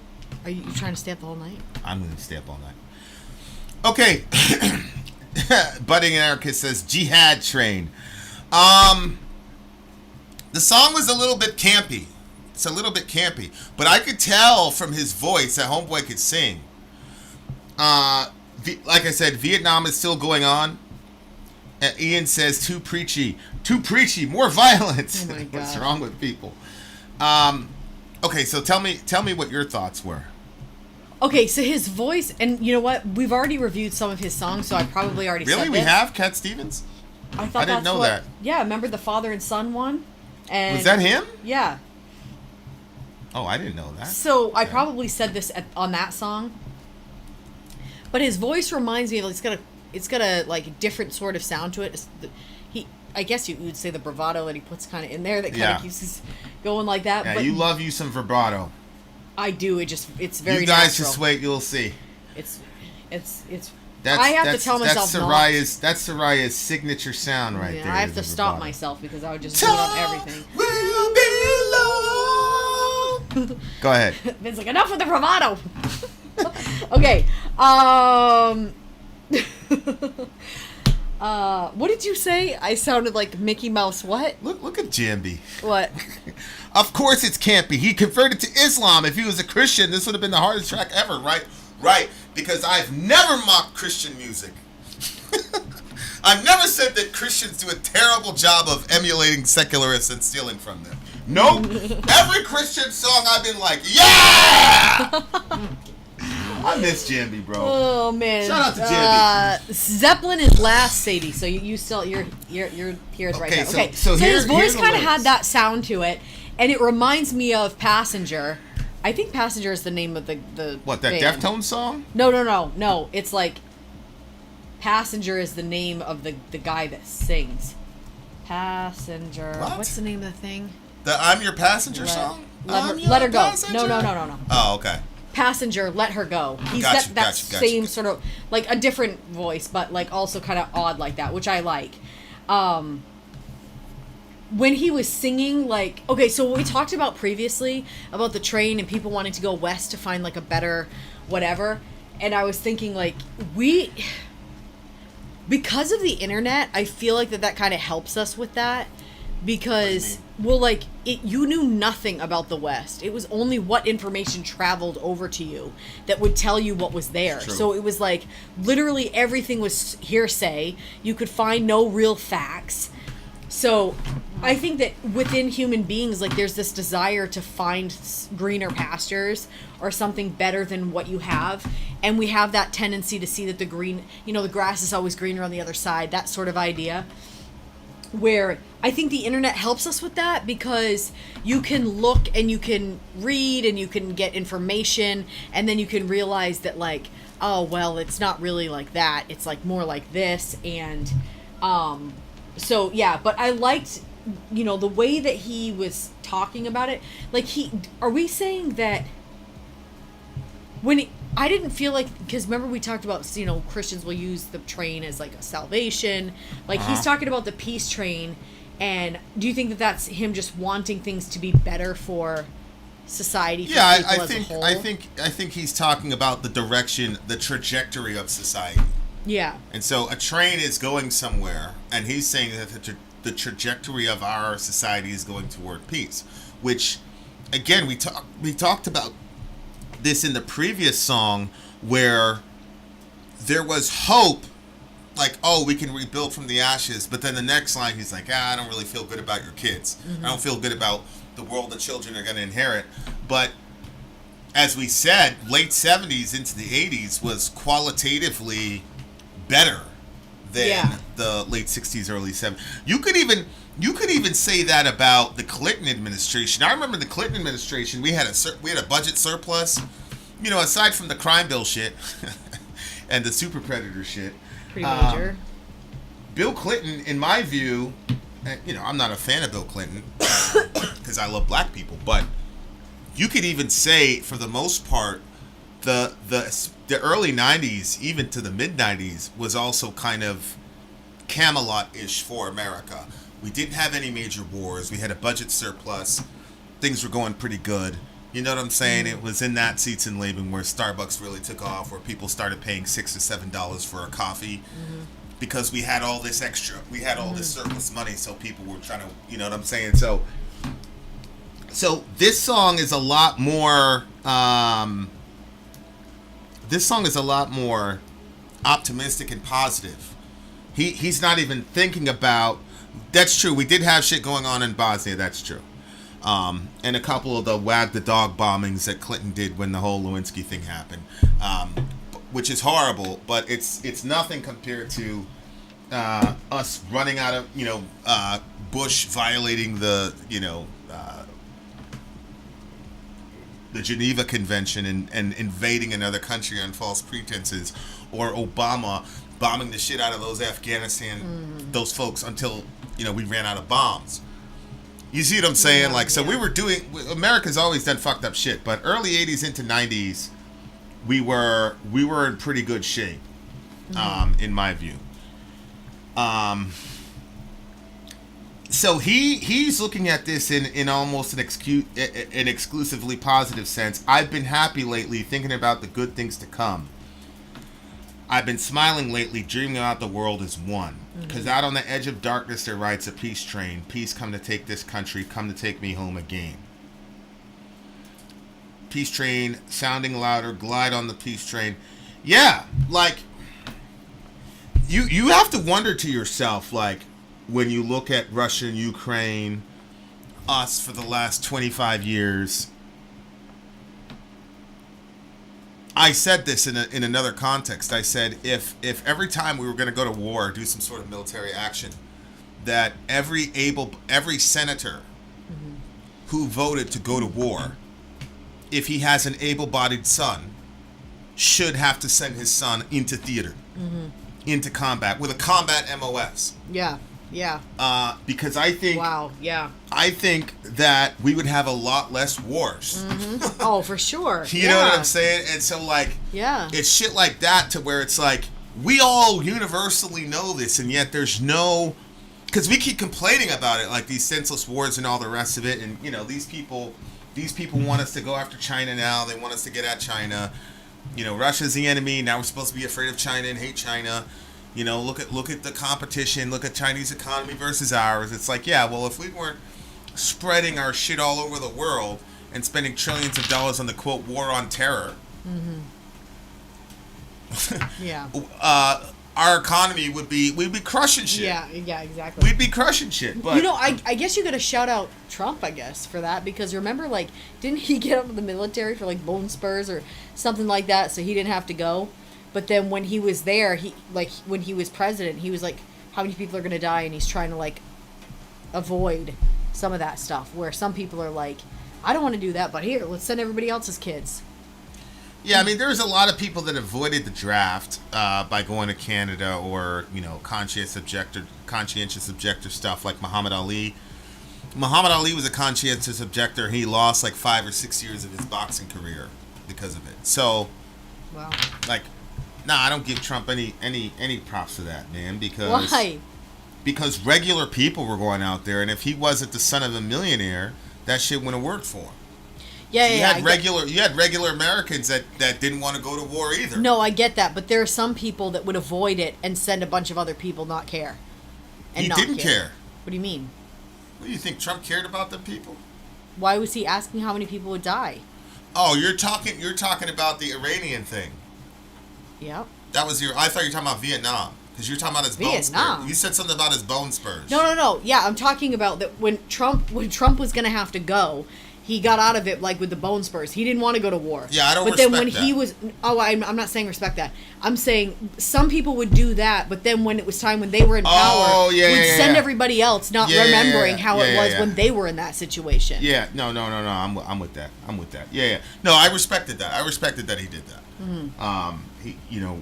We were in their airspace. They shot down a drone, and all the war hawks were saying... I think your president should go on the front line. No. No, we're not doing that, though. Well... We could lose our president. But again, if that was the necessity, then we'd have a lot less wars. If it was... Because think about it. In the Old Testament, that was the job of the president, was to go out in the front line and do jihad. Well, they weren't on the front line, were they? David? He was on the front line? Yeah, he was on the front line he was killing shit. What do you mean? He was a leader. I didn't know he was on the front line. Yeah, he was on the front. What do you mean? I just assumed that he was like near the front, but there was a bunch of people in front of him. I mean, it's more in the ancient Near East. You know what I'm saying? Like, it's not like you could hide. Like, Muhammad would be like miles away from the battle. Yeah. And he'd be up there looking at it. Yeah, that. David was already an accomplished warrior. Like, if you were not an accomplished warrior, you wouldn't even get considered to be the king in that. Right. Like, that's the entire reason they wanted Saul up there, was to fight the battles of the Lord. So, right. If that was the job of the president, then we'd have a lot less wars. Mm-hmm. You know what I'm saying? And now we're like, oh, if the president comes to visit, it's like this big giant thing. It's like, yeah, man, whatever. Like, there are a very, very small group of people in this country that, like the whole Halliburton situation with Cheney. Halliburton is this, they're part of the military-industrial complex and all that. Like, after 9/11, Cheney invested in Halliburton like crazy because he knew everybody was going to war. Yeah. So he's profiting off of jihad. There are certain groups in the world that just need to be gone.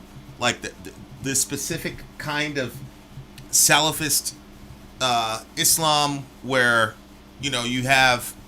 ISIS type people or Al Qaeda, but even Al Qaeda, the ones that were killing the kids and putting up their even Al Qaeda though, those people gotta go. If you think about Al Qaeda, they didn't really start fucking with us because they were telling us like, stop the unilateral support of Israel, get your shit out of Saudi Arabia, it's our holy land. And we're like, man, fuck you, what y'all gonna do? Mm-hmm. And then so even there, it's like we could have avoided that conflict. We could have avoided 9/11. So. I don't know. Like, I definitely do believe that peace is in our future, and I definitely do believe that peace is possible. But I'm not. Or King Richard the First. Yeah, that boy was in there. We saw that movie. Remember with the kid? And he was like, yeah, that was a good scene, boy. I definitely think peace is possible. I just think that. We need to wise up and realize who the enemies are. But we're so easily manipulated to hate each other. Like Americans, we're at war with each other. You know what I'm saying? Like I turn on TYT and it's Republicans are monsters. It's like, Cenk, my guy, you're 50 years old, bro. Like, what do you mean? You calling dudes monsters? Yeah. Like, my little kids do that shit. You know what I'm saying? Like, and it's like, but then you turn on Fox News and they hate the libs. It's about owning the libs. It's all the rest of it. So it's like, as long as we're at war with each other over ideological bullshit, as long as like we legitimately hate each other, you got people shooting each other in the streets in 2020.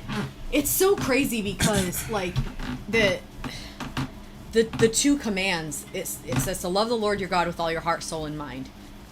And then it says to love your neighbor as yourself. And like, if we actually did that, like, that would be a game changer.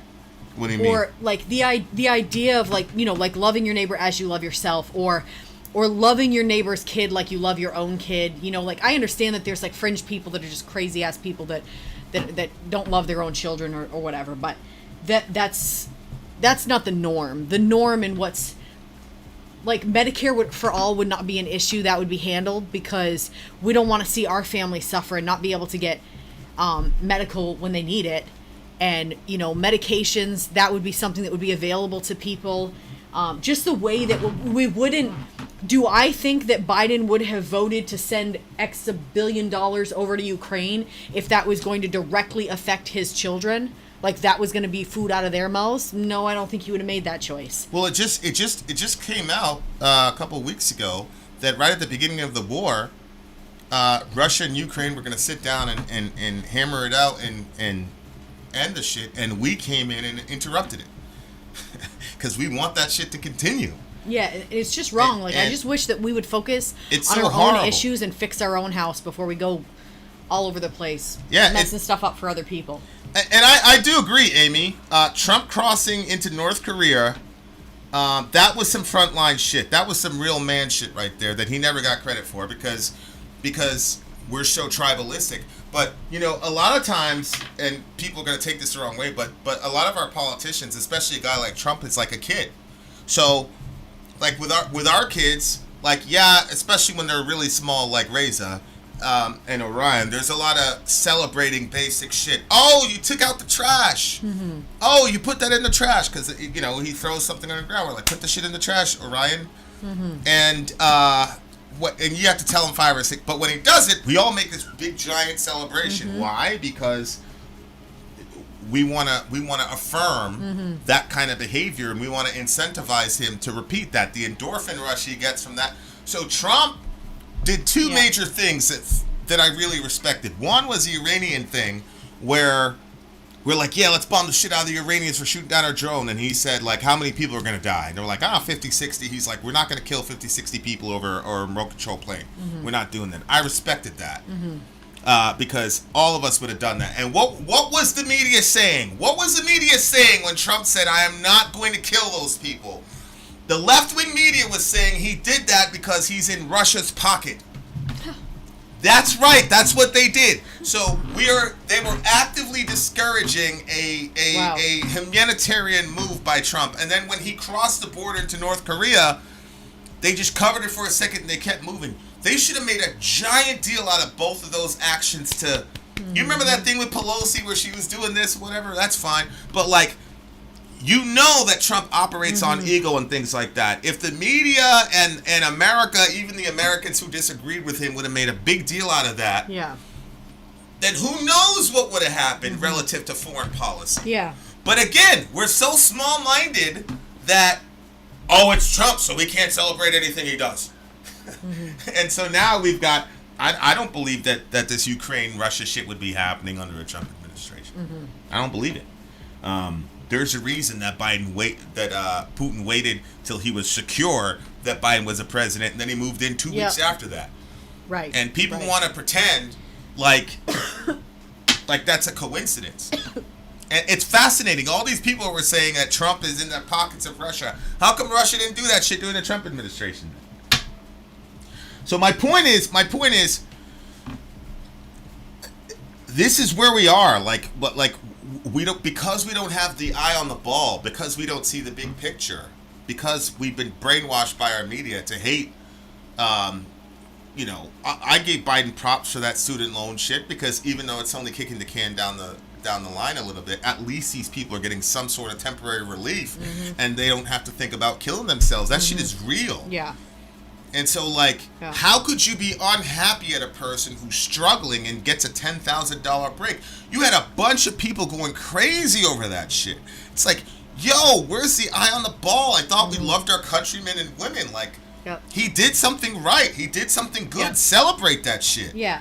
When everybody was getting those $1,000 checks from him, you didn't hear a bunch of mass complaining about it. But now that he wants to give it to a bracket of people that, you know, they've been struggling with it. Now people have a problem with money getting passed out. I just don't think it's right. Like, these kids have been struggling underneath this, and this is another thing. Why would we do this to our own freaking people? That's what I'm saying. Like, you look back at history and you're like, okay, well, the Egyptians would take other people as their slaves, or they would tax the hell out of all these people. We're doing it. This is our country. Right. We're all Americans, and this is how we treat each other. That's what I'm saying. Like, where's what your is loyalty? going on? Why are we more loyal to these banks than we are to our own people? Yeah, it's Man, crazy. fuck these banks, bro. They've been exploiting the hell out of these kids. Yeah. I'm glad. I never went to college, so I don't have any student loans. But I'm glad. I'm glad those people got that shit relieved, bro. That was a good thing that Biden did. That was good. But we can't cheer that on. Nope. We can't do that because, it's Biden. Nope. You know what I'm saying? And it's the same thing like Amy was saying. Of course that was good that he crossed the line into North Korea and shook the man's hand. Of course. But they found a way to make that a bad thing. Of course it was good that he didn't bomb those Iranians and kill them over a remote control plane. But we can't celebrate that. Yeah. And because we don't want to give him anything, not realizing that the more we celebrate that, the more it encourages these folks to do the right thing the next time. Yeah. So anyway, I love the song. I love the sentiment. Kind of a little bit simplistic. Kind of like in the Imagine. I knew it. It was kind of. It was kind of in the Imagine kind of context, but it was decent. I like the ideas. 8.2 for me. 8.2 for me. 8.2. Oh, I liked his voice. 9.4 for me. All right, you guys. We are coming right back at you with the Who. The Who is up next, and Chamby, I don't blame you. You voted for Bernie. You voted for Bernie. Mashallah. Okay, guys, we shall return. We have more songs on the way. 1971, bitches. Walk down memory lane. Shout out to DJ Revo bringing us the goodness. We are not close to being done. Finn out. Sori out. Go. All right, guys, here we go. Commercial break. We'll be right back. Where's my big homie Revo? I haven't seen him talk in quite some time. Let's go. I'm Vin. I'm Sori. If you would like to get your song reviewed, dear listener, there's the Filthy Capitalist option. As Sori says, 125 gets you straight to the head of the line. You don't have to be a part of the alliance. You don't have to be part of the group. Wait a minute. And the biggest thing is you don't have to wait. You hop, skip, and jump right in front of everybody. 125 gets you there. You do that 3 times, and you get matched down to the $75 rate for perpetuity. Yes! Also, there is a band review option. So if you've got a band and you're trying to get your band some exposure, hit me up at itsori@gmail.com, and I'll show you the details about how to pull that off. You can also jump on Patreon, and there is a option on the tiers to be able to get your band reviewed. Yep. Obviously, we can't lie to you, so we can't guarantee a positive review. Get what you get. It's just rubbish. Rubbish. Rubbish. That's British for garbage. My favorite is the community option. $1 at the gate gets you in at Patreon. You get to join an alliance. The alliance joins their points together, and that helps determine what songs that we do. The alliances hang out on Discord. Message me on Patreon to get the link. And they do all kinds of other cool things. They do Minecraft, Dungeons and Dragons. Yeah. It's really a community within the community. Anybody can go in the village. Facebook.com/Vin and Sori. There's 160,000+ people on the channel.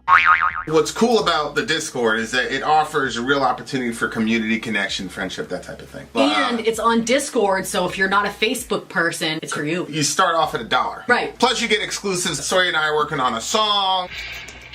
So the first 15 seconds of that was on Patreon. Also, at $15 tier and above, when we actually debut the video, they're going to be there live with us. There you are, dear listener.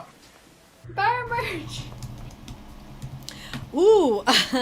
We'll be with you in just 1 second.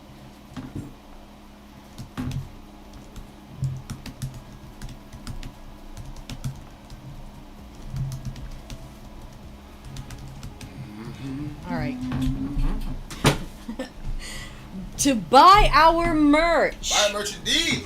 A child shall lead them. Yes, dear listener. Yes, dear listener. All right, next up on our... AC? You can turn it off, I think. 61 degrees in this bitch. No, it's not. It's still trying to get down to 61.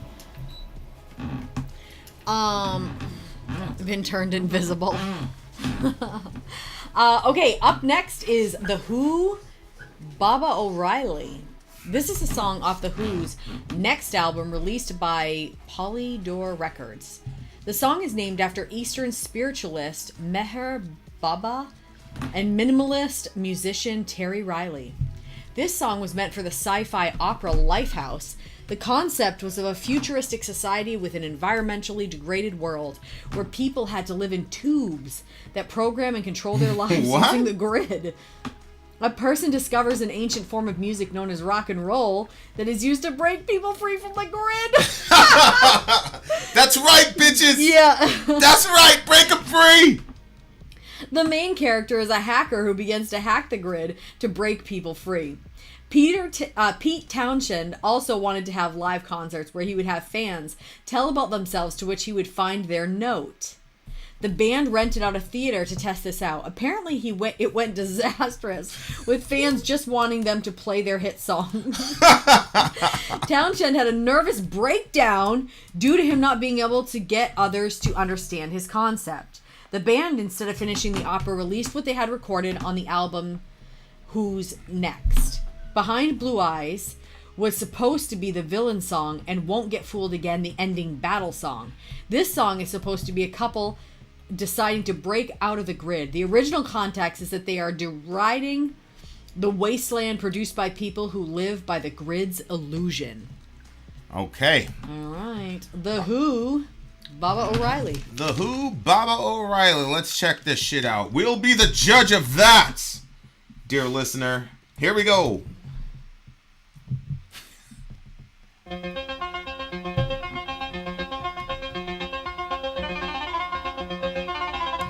I've heard that. Oh. Not me. What instrument is this? Is this guitar? What instrument is this?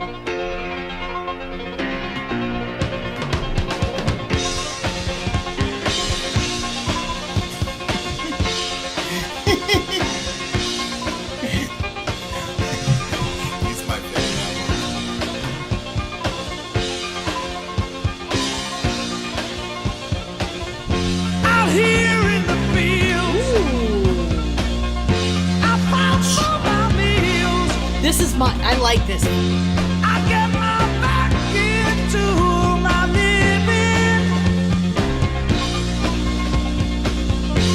I don't need to fight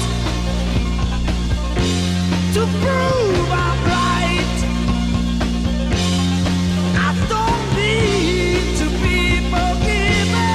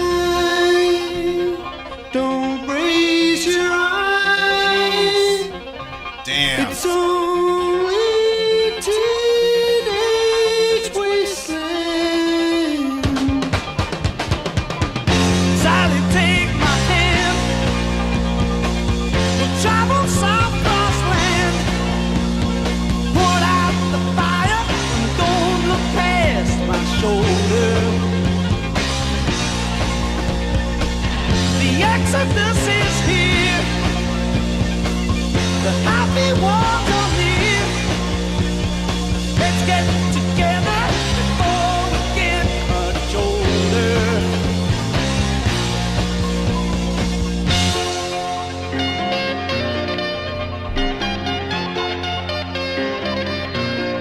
Teenage wasteland. It's only teenage Now, Woodstock? wasteland. Teenage wasteland. Oh yeah. Teenage wasteland. They're all wasted.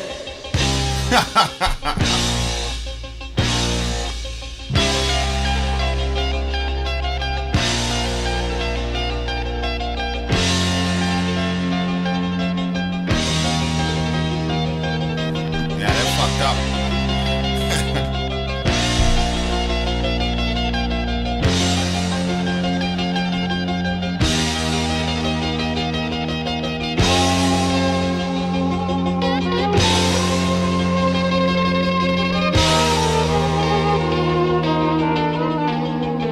Damn.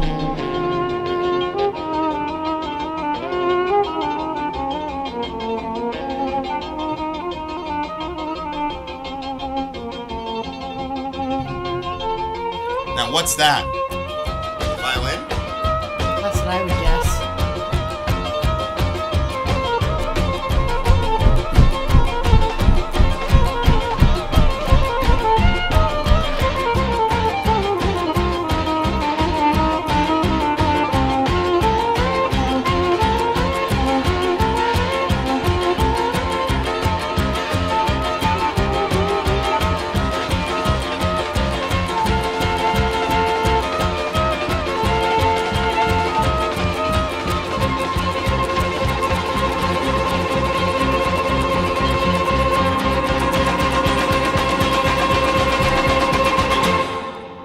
Ah!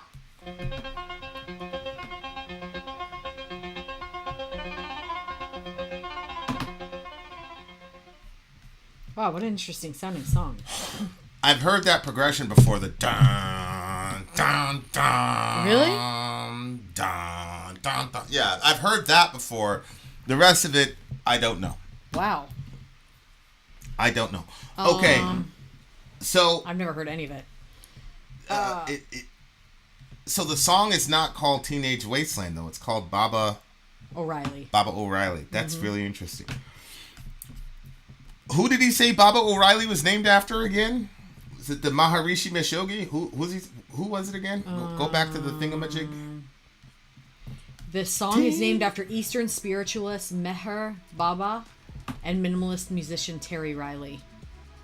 Okay. Does that answer the question? Yeah, he's a Eastern spiritualist and minimalist musician. Okay. Minimalist musician. That makes sense. Okay. It's true. I am always surprised when there's an iconic song that you recognize that's this old. Well, like I said, I recognize the riff, the dun, dun, dun. I think I heard it in a commercial somewhere. Interesting. Okay, so here we go. Shout out to big homie Kai. Kai in the house. Yeah, I know, Jambi. I know. I saw that. I'm just gonna focus on the music. Shout out to everybody in Tennessee. I hope you guys are safe. How does the stream work? Simon, just chill out. Talk to us. All that jazz, and we're all hanging out. Okay, out here in the fields, I fight for my meals. I get back into my living. I don't need to fight to prove I'm right. I don't need to be forgiven. Don't cry, don't raise your eye. It's only a teenage wasteland. Sadly, Sally, take my hand. We'll travel south across the land. Put out the fire and don't look past my shoulder. The exodus is here. The happy ones are near. Let's get together before we get much older. Teenage wasteland. It's only teenage wasteland. Oh yeah, they're all wasted. Okay, so. Oh my god. What? Okay, so this is basically like, you know, like you see those, I don't even fully understand it. I'm just talking here. You know, you'll see like those kind of hippie-ish movements where they're all like grouped together. It looks like a Woodstock sort of thing, but it doesn't look, but it looks like that's how they were living in like communities like that. Mm-hmm. So is that what he's saying? He's like, you know what, let's just go, let's take part in that. and get wasted? Or is he talking about when he says, Sally, take my hand, we'll travel south across land, put out the fire, don't look past my shoulder. Is he talking about fighting to bring about, like, and then there's a teenage wasteland because so many of them died? Well, it's a wasteland because they're all wasted. Okay, so drugs. They're all on drugs, yeah. Okay. Yeah, and he said something about Woodstock, right? He was... Go back to Revo's summary where he talked about Woodstock. Where I did don't he say? remember anything about Woodstock. Can I Command F that? Yeah, you can. Okay. Well, I guess he wasn't on Woodstock. That's interesting. Okay. So it looks like he's talking about... What year was this? 1971? Yes. It looks like it's talking about... remember I talked about that generation gap? Okay, what about it? It looks like that's what it's about, Teenage Wasteland, because it says, out here in the fields, I fight for my meals.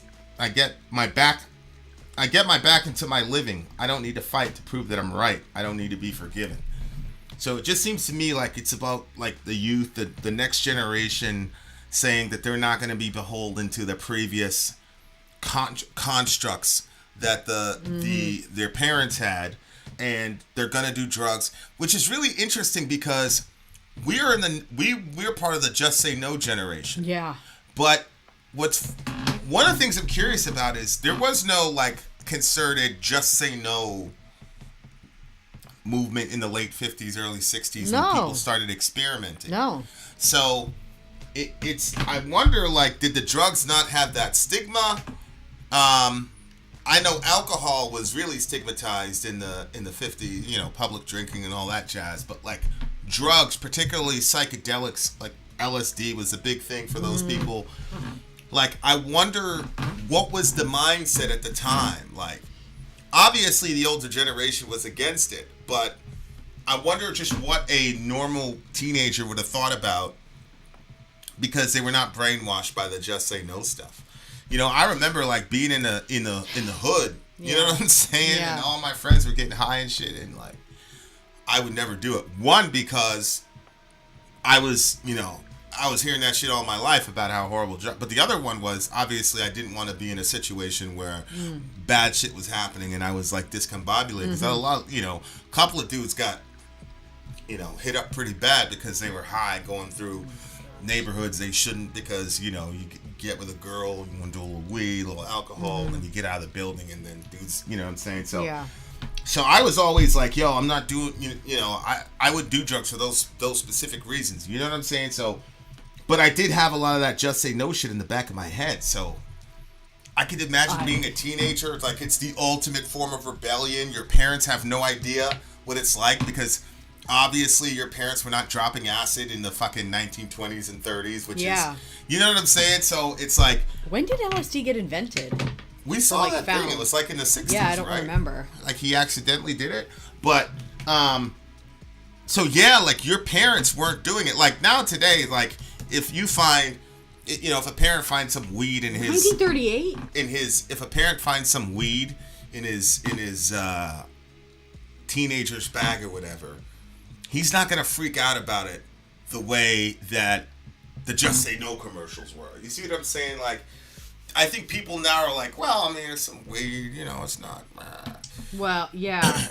Well, like I wouldn't like it per se, but I would not. Either. It would not be the end of the world. No, yeah, but back in the day, like in the 80s I and thought 90s, your like life the was end of the world. over if you do that. Don't even take one puff. It's done. Yeah. Yeah. So that's what I'm saying. Like, if you had,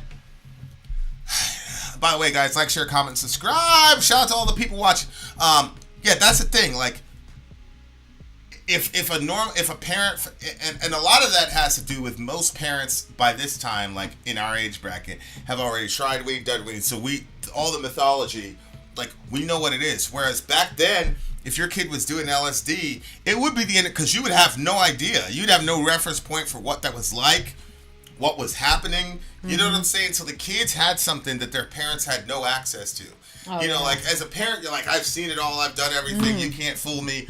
But in this particular situation, like, you really didn't know. And so it kind of, I can imagine it would kind of become this kind of phenomenon where it was like, yo, we have something that our parents never experienced. So if our parent is telling us not to do this, or if our parent is doing something, I can legitimately say, you don't know what you're talking about. And what teenager doesn't love that? On top of that, your parent is telling you to go to Vietnam and do your duty and all this other shit. So you're like, man, fuck, you don't know anything. You know what I'm saying? And that's why it's like, yo, I don't need to even prove to you that I'm right. You're talking about war. I'm not gonna go bother the people. People never did nothing to me. I'm just gonna smoke this weed, or I'm gonna drop this acid. I'm gonna, you know, listen to music and all the rest of it, and you guys just go ahead and just go die somewhere. Yeah. Like, well, and I think too that like the effect that, you know, weed has affects different people differently, but for some people it ends up like bringing down their sense of anxiety or their sense of urgency. And so I think that, yeah, if you're smoking that, you're like, I don't know, like maybe we could have peace. Let's bring on the peace train. You know what I'm saying? Like where, I don't know, there's a show, Adam Ruins Everything. I don't know. I actually always mock the name of it with the kids, so I don't really know what it's called. I think it's Adam Ruins Everything. But he does like this one on like Dare. And it was like, it was so terrible because he was saying how Dare was like going into the schools and they were like, never try this one because this has this effect on you. And like, it basically just became an advertisement because once the kids started doing some of the drugs and they were like, okay, like let's say they're talking about weed and they're making weed seem like it's the end of your friggin' life. Cause that's literally what I thought, like your life was over. You'll never get a job. You're going to get brain dead. Like I literally thought all that stuff. So if you've already tried weed and then they come in there saying all that stuff and you're like, yo, I know that's not true. Then all the other stuff that they're saying about all the other drugs is not. Correct. So like the students were coming up and they were like, well, what is this one? We should probably avoid that. What does this one do? Yeah. And they were, you know, obviously going into all the details about it. But yeah, I can definitely see how that, boy. What? Yeah, how the kids were getting into stuff and the parents had no freaking clue about it. Like, I don't know. And I mean, I still don't know a whole lot about that stuff. Like, I don't know what stuff you can overdose on and what stuff you can't. Well, it's like Enigma was saying that mass unemployment in the 60s era of free love caused this type of music. And I get that, especially like Woodstock. Like Woodstock was like this big, like, you know, we're going to do as many drugs as possible. We're going to listen to music, blah, blah, blah. It was all young people. And, you know, peace and love, blah, blah, blah. And I understand like the original Woodstock was idealized. I'm sure there was a bunch of capitalist bullshit happening there too, just like in 99. But it seemed like the folks that went to that first Woodstock were, there was a belief system. Yeah. There was a belief system about peace, love, all that type of thing. By the time Woodstock 99 rolled around, there was none of that.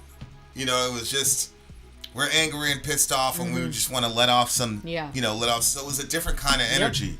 You know what I'm saying? But like, if you look at the video, I'm really happy that the video didn't get blocked, but you see all these scenes like in the 60s and 70s, whether it's the IRA versus, you know, the UK, you know, Vietnam pictures, child soldiers, kids dressing up as soldiers. You got that baby, a little 3-year-old, and then there's all these bullet holes by the glass. It's like, I remember when I first got into Korn, and it was like the nickname for Korn was Korn Kid. And, you know, you had to follow the leader thing, and it was all these kids going over a cliff. Yep. And I remember, like, because Follow the Leader was the first Korn record I got. And I just remember staring at that animation for so long and being like completely entranced by it. And my brother said to me, what's going on with this picture? Like, these are grown men. What's going on with the cartoons? You're 16, 17. You're in the ghetto. What are you doing looking at these cartoons? Like, what's happening? And my interpretation of the thing was our parents had failed us. And so we're now basically following each other, making shit up as we go along, and we're inevitably going to go over a hill, and we're all going to die. But either way, we were screwed because the adults had completely fucked everything up for everybody. And so that was my mindset. Like, yo, my parents have completely failed me. Yeah, you're a teenager, every teenager. You're and you know, at the time, you know, I was in the Bronx, and there was just a lot of shit. I remember one time we're beefing with these dudes, and this guy went into my class, like in the class, opened the door, and said, "We're gonna get you. We're gonna get you." And I could specifically point for me, like, dudes are coming for you, blah, blah, blah. And the teacher did nothing. And the teacher did absolutely nothing. He stayed, you know, he let the kid do whatever, and then we went back to talking about, you know, Maya Angelou, because it was, English lit. And it was just like, at the time, you know, I was like, yeah, whatever, nigga, blah, blah, blah, blah, blah. You know, whatever, you know, Takara's trying to tell me, like, take the 12 bus home, don't take the train home, you know, whatever. And I was like, nah, fuck that, da-da-da-da-da. And she's like, I'm going to tell somebody. I'm like, you're going to tell somebody? I was like, listen, this nigga, he went into my class and said that shit. Yeah. So who's there to tell? The adult, they didn't want, and so I understand. Bad. I understand. He was trying to get hit up. Nope. He wants you know what I'm saying? Family. Like he doesn't know what. He didn't Why know are they going after you? Yeah. What did you do? What did I do? Exactly. He wasn't trying to get hit up, bro. He was trying to get to his car and go home to his family. He didn't care about us. So that was the thing. It was like all this shit was happening, and the adults in my mind were not giving us any guidance whatsoever. So yeah, I really latched on to that. That, like, you know, adults are, you know, 1999 Joe Long, like that was my understanding. It's like we're on our own, and we're going to figure this shit out because the adults are completely clueless. And that's why I love that picture with Follow the Leader, because I was like, yeah, we're going over a hill, but, you know, at least we're going over a hill our way. Because either way, if we follow you guys, we're going over a hill. But, you know, at least I'll, you know what I'm saying? Like, I'll go out my way with my friends or whatever. Yeah. So, yeah, that shit was deep, bro. That shit was deep. Good song. What do you give it? You go first. This song to me is, I gotta give it another 10, man. I just gotta give it another 10. I gotta give it another 10. So this song was really, really, really, really good. Really, really, I'm really gonna good. go with a 9.7. All right, there it is. The Who gets a 9.7 from T-Rex Sori. is next. Who's next? T-Rex. T-Rex is next, losers. We shall return. Then out. Sori out. Gone. All right, guys, commercial break. We'll be right back. I'm Vin. I'm sorry. If you would like to get your song reviewed, dear listener, there's the Filthy Capitalist option. As Sori says, 125 gets you straight to the head of the line. You don't have to be a part of the alliance. You don't have to be part of the group. Wait a minute. And the biggest thing is you don't have to wait. You hop, skip, and jump right in front of everybody. 125 gets you there. You do that 3 times, and you get matched down to the $75 rate for perpetuity. Yes! Also, there is a band review option. So if you've got a band and you're trying to get your band some exposure, hit me up at itsori@gmail.com, and I'll show you the details about how to pull that off. You can also jump on Patreon, and there is a option on the tiers to be able to get your band reviewed. Yep. Obviously, we can't lie to you, so we can't guarantee a positive review. Get what you get. It's just rubbish. Rubbish. Rubbish. That's British for garbage. My favorite is the community option. $1 at the gate gets you in at Patreon. You get to join an alliance. The alliance joins their points together, and that helps determine what songs that we do. The alliances hang out on Discord. Message me on Patreon to get the link. And they do all kinds of other cool things. They do Minecraft. Dungeons and Dragons. Yeah. It's really a community within the community. Anybody can go in the village, facebook.com/Vin and Sori. There's 160,000+ people on the channel. What's cool about the Discord is that it offers a real opportunity for community connection, friendship, that type of thing. And it's on Discord, so if you're not a Facebook person, it's for you. You start off at $1. Right. Plus you get exclusives. Sori and I are working on a song. So the first 15 seconds of that was on Patreon. Also, at $15 tier and above, when we actually debut the video, they're going to be there live with us. There you are, dear listener. Buy merch. Buy merch indeed, it shall lead them. Remember to like, share, comment, and subscribe, dear listener. Here we go. We are in the midst of a DJ stream for the big homie Revo, as you can see right there. This is a mega stream. That's what happens. A regular stream is 4-song minimum. A mega stream is when you do 8 songs. There is no limit. There is no limit, dear listener. All right. T-Rex Jeepster is the next song on our list. This is another single from the Electric Warrior album released by Fly Records. You previously reacted to their song Get It On. Mark Bolan himself never got a license to drive as he had a fear of driving, but he sang songs about cars. That's so interesting. That's weird. Yeah. It only makes it all the more tragic when he ultimately died in a car accident. Fuck, just man. like Eddie Cochran, which this video at the start claims he was a fan of. Holy moly. That's brutal. Yeah. That's brutal. That's bizarre, right? He was afraid of cars and then he dies that way? People have these premonitions. Yeah. Man. Or was it a self-fulfilling prophecy? No, because he was not the driver. What a disaster. I've never heard of somebody being afraid of... I mean, Metallica was afraid of, like, taking buses after what happened to Cliff, which makes a lot of sense. But, yeah. I have a soft spot for glam rock, so I may be choosing a lot of these songs and streams, especially as David Bowie and many others start joining in on the fun. Even Led Zeppelin with a rock and roll and Deep Purple Speed King from this time period has 50s lingo and sounds. Ultimately, these songs reverse the sad song trend of the era and ultimately influence the late 70s and 80s music and image. It's sad Mark Bolan wouldn't live to see the ultimate influence he had produced. Damn. This version is the opening number of the concert film Born to Boogie, directed by Ringo Starr and released by the Beatles-owned Apple Films. Okay, here we go, T-Rex, guys. Jeepster. T-Rex Jeepster, let's do this shit. Shout out to the big homie Joe. Joe is deciding whether or not he wants to like the video. He's like, but I do like the fellow from the Bronx, star. Aw. Yeah, people usually like you. So That's what you always say, but, I mean... All right, guys. Where's the evidence? Here we go! Do you hear anything? Nope. What's up, Edson?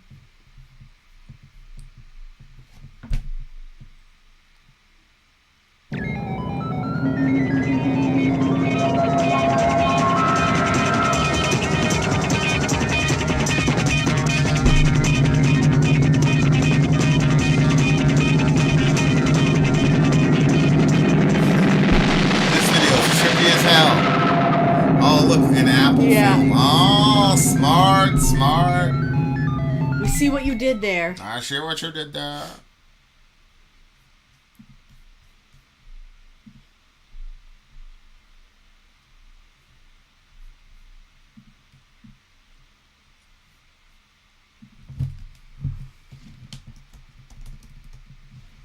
Where's the video? Where's the music? Do you hear anything? No, there's nothing. There's no sound. Maybe if I fast forward it a little bit. Yep, there it is. Okay, so the music is coming, dear listener. Just give it a second.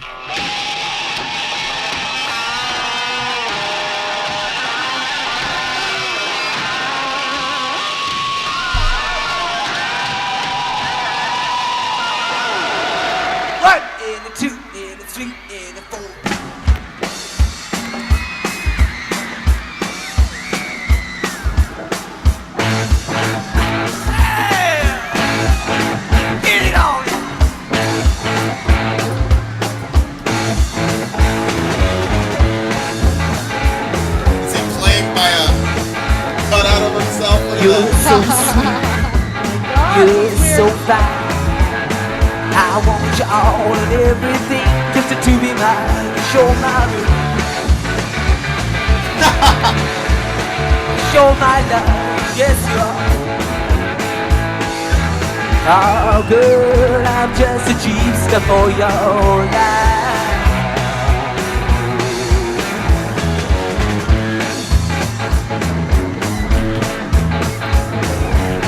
Just like a call, you're pleasing to behold. I call you Jaguar without making me so bold.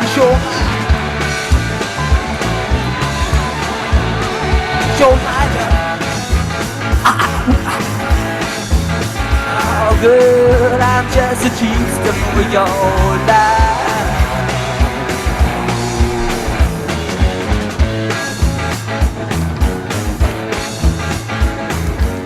Your motivation is so good. Oh, don't you know you're just like Robin Hood? To show my love. Oh, good, I'm just a Jeepster for your life. Oh, yes indeed. Woo! Woo!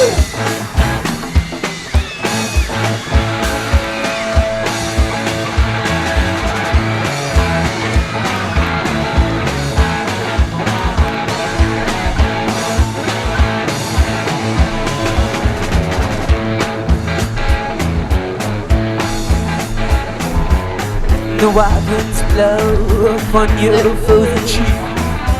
The way you flip it, y'all hit it always makes me weak. Show my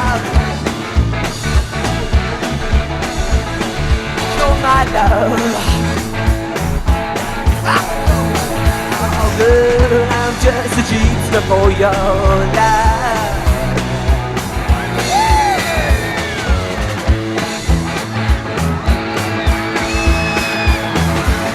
Your motivation is so fair. You got the universe reclining in your hair. To show my will, to show my love. Oh, good, I'm just a Jeepster for your life. I said, good, I'm just a vampire for your life. And I'm gonna suck ya.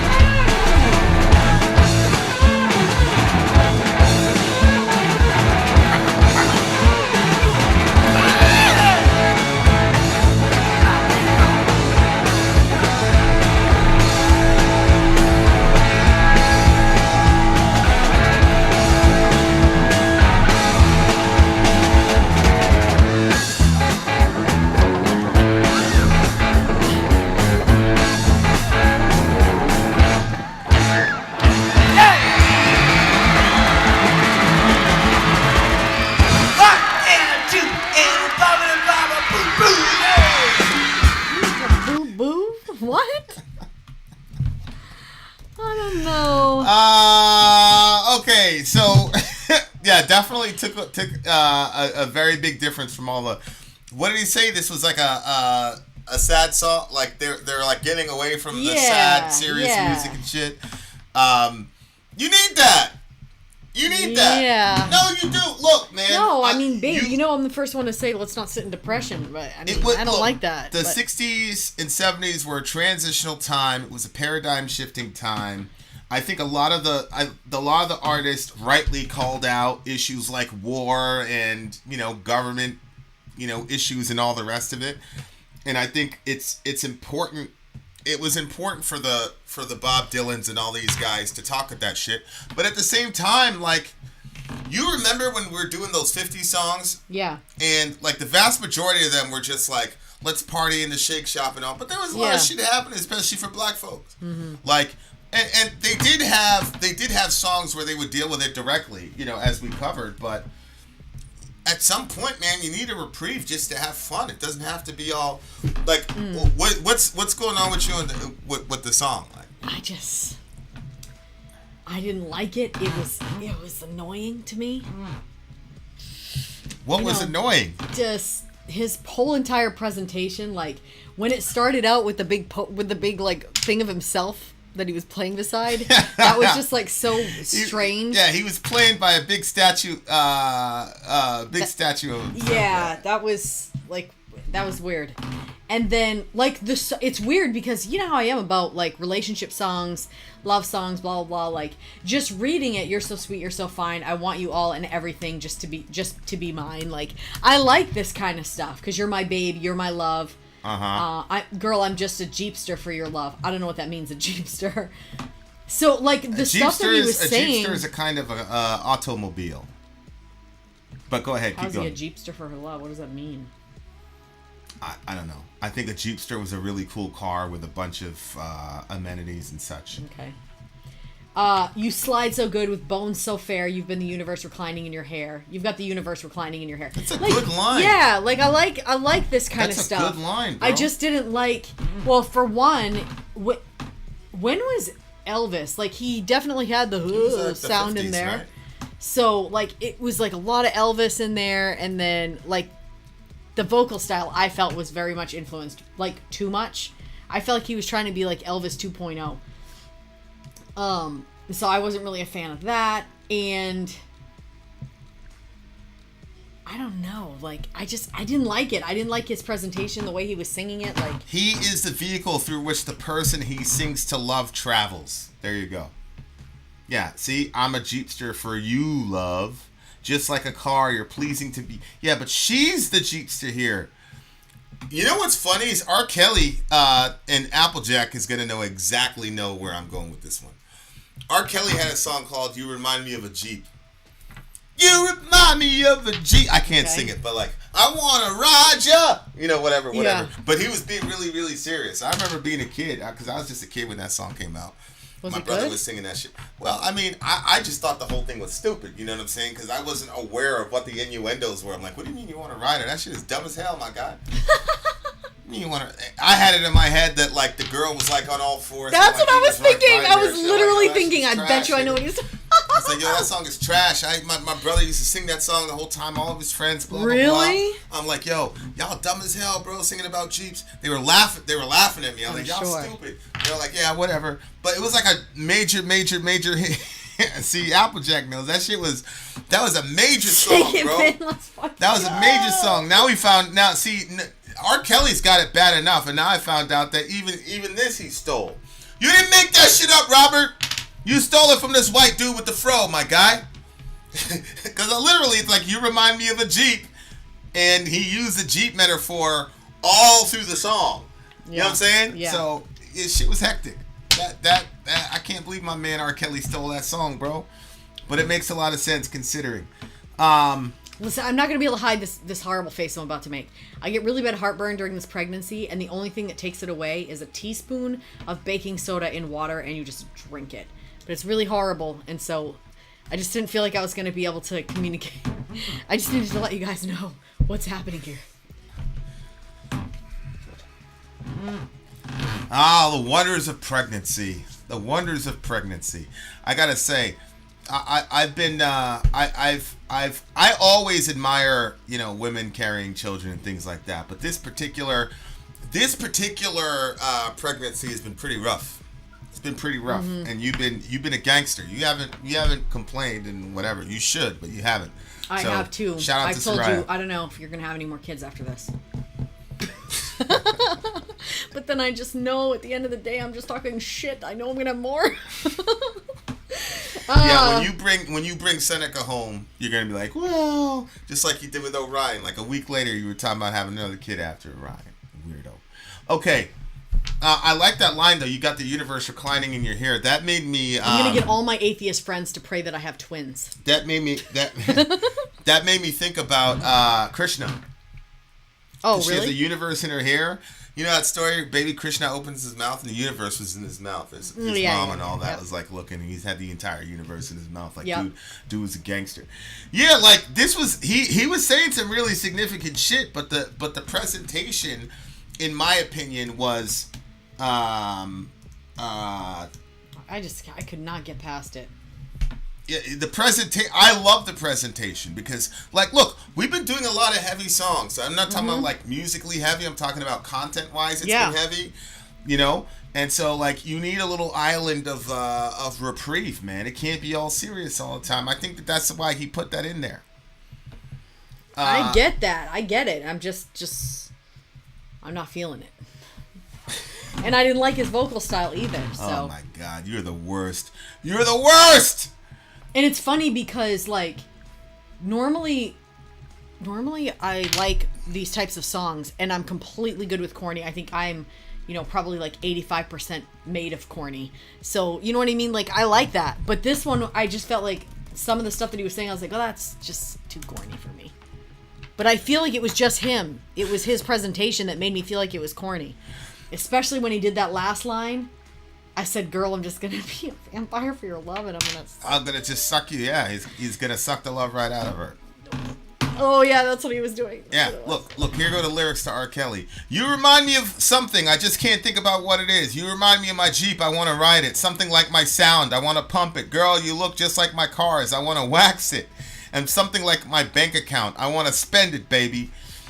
Like, he just went on and on and on with that metaphor. And, I was disappointed. But he was dead ass serious when he was saying that shit, bro. I like his music. He was dead ass serious, and he was dancing and shit. All the dudes like, yeah, blah blah blah. You go down the hall, you hear the girls singing that. You remind me of Jeep. I'm like, yo, y'all corny as hell, bro. Turns out I had no idea what was going on. It wasn't until I got older and hit high school where I was like, yo, babe, do you remember the moment when all of a sudden you were like? Yeah, because my man, my day one, he was before he got it. I got him into Korn. He was a big R&B guy. So Usher, all that shit, R. Kelly, all the R&B dudes, like all the singers at the school, like R. Kelly was the standard because before all this shit came out, like he was like the Michael Jordan of R&B singers. Like dude was insane. Like I Believe I Can Fly. Like I've never not seen him like produce a ridiculously amazing song. So anyway, we're in the locker room changing, and then Reed starts singing. I'm like, yo, and then I like listened to the lyrics, and I was like, oh damn. And then I was like, yo, these girls are dumb as hell. How the fuck did that song get so famous with these girls? You're talking about you like you're a Jeep and shit. Like, please. So then I started saying, yeah, I'ma sing this my way. You remind me of a Jeep. I'ma use you and leave you in the driveway. You didn't. Yeah, I was singing that shit in the hall, bro. Girls like that shit too. I ain't gonna lie to you. I was gonna say they must have been laughing. Some of them must have been laughing. Yeah. Well, one girl was like, all right, let's see it. That's a true story. I showed Shorty. But I didn't have But I was bullshitting because I don't have a car and I didn't have a driveway. We were in the hood. I didn't have no fucking driveway, bro. I was just saying that shit. All right. I give this song a solid 8. A solid 8. It's a 4. It's a 4. So it still beat Goo Goo Gachoob. I'm sorry. I'm very, very sorry, Dwayne. But Goo Goo Gachoob is still the what I give that a 3? 3 point. Yeah, you gave it a 3.5. You gave it a 3.5. You gave this a 4. So I this do was think better this one was than the a Beatles. little bit better, yeah. Yeah, the girls were dancing like they ain't talking about me. Yeah, they were. Yes, we were. Yes, we were. All right, we got more songs on the way, dear listener. We got more songs on the way. Alice Cooper, Sori out. Gone.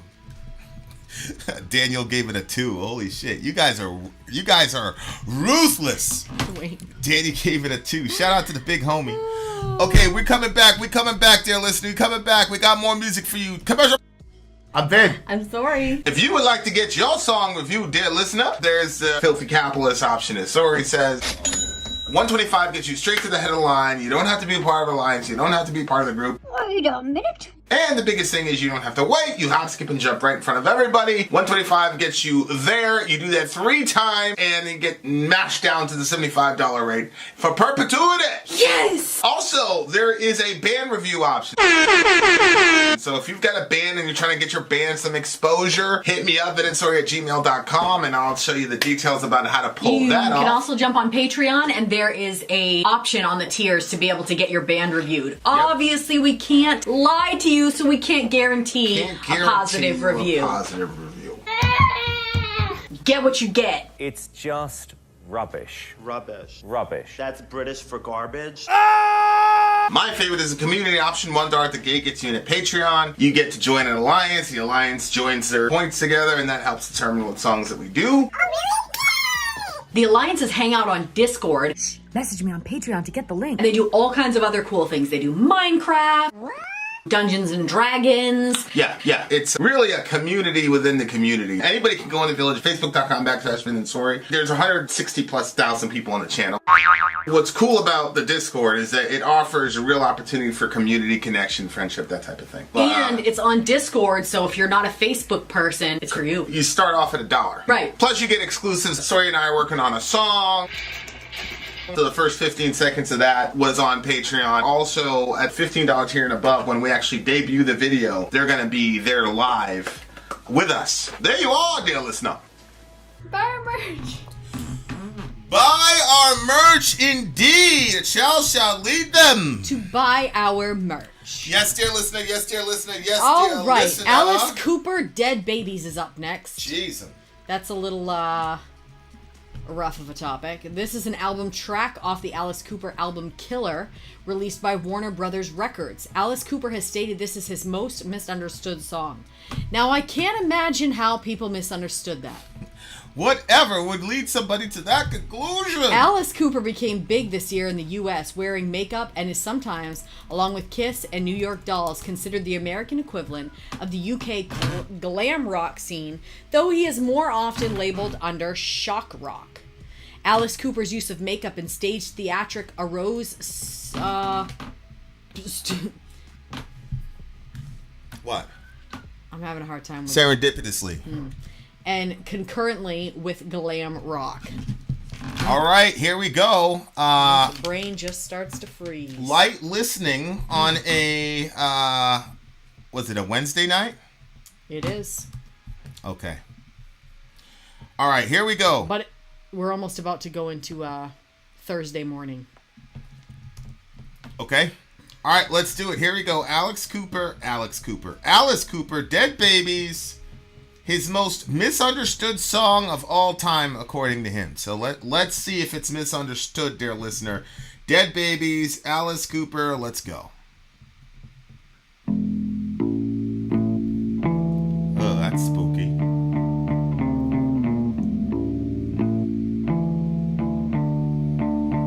Spooky as hell.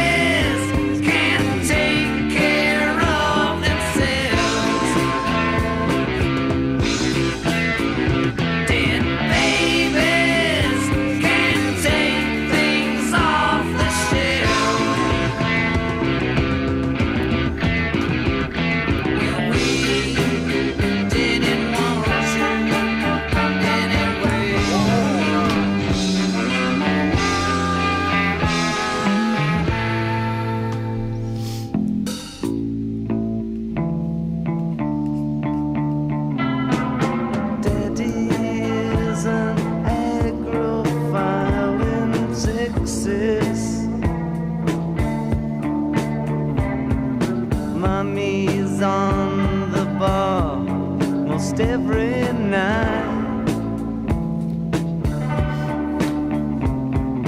Little Betty's sleeping in the graveyard,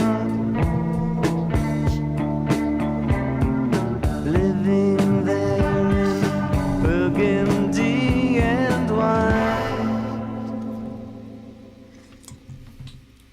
Dead babies can't take care of themselves. Dead babies can't take things off the shelf. Well, we didn't love you anyway.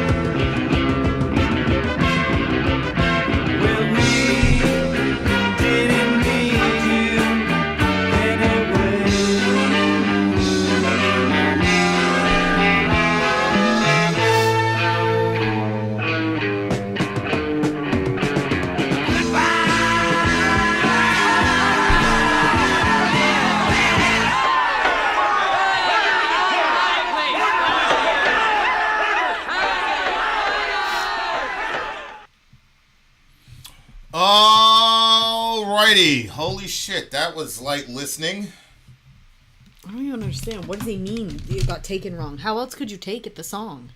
Well, people were probably reacting to the dead baby part like it was a celebration. And he was saying we didn't need you anyway. Yeah, so maybe, and we didn't love you anyway. Yeah, so maybe people took that as that he was saying that was a good thing, that you know, if you're a kid who's neglected by your parents, then it's good that your parents don't love you or something like that. I mean, I obviously, don't even understand why he would write a song like this.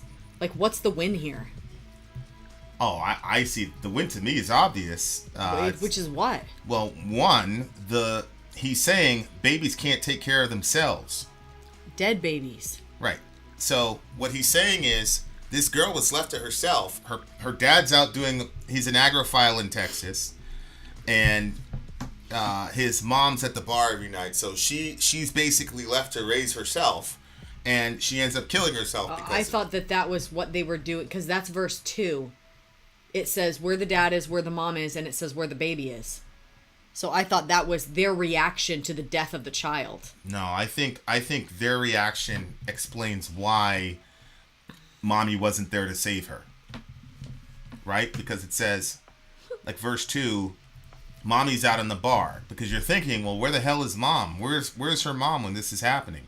And she's at the bar. Now, of course, here's -5. What's Up, Nightmare? It started out as a simple song about parental neglect. Bob Ezrin turned it into a gothic classic, our most misunderstood song.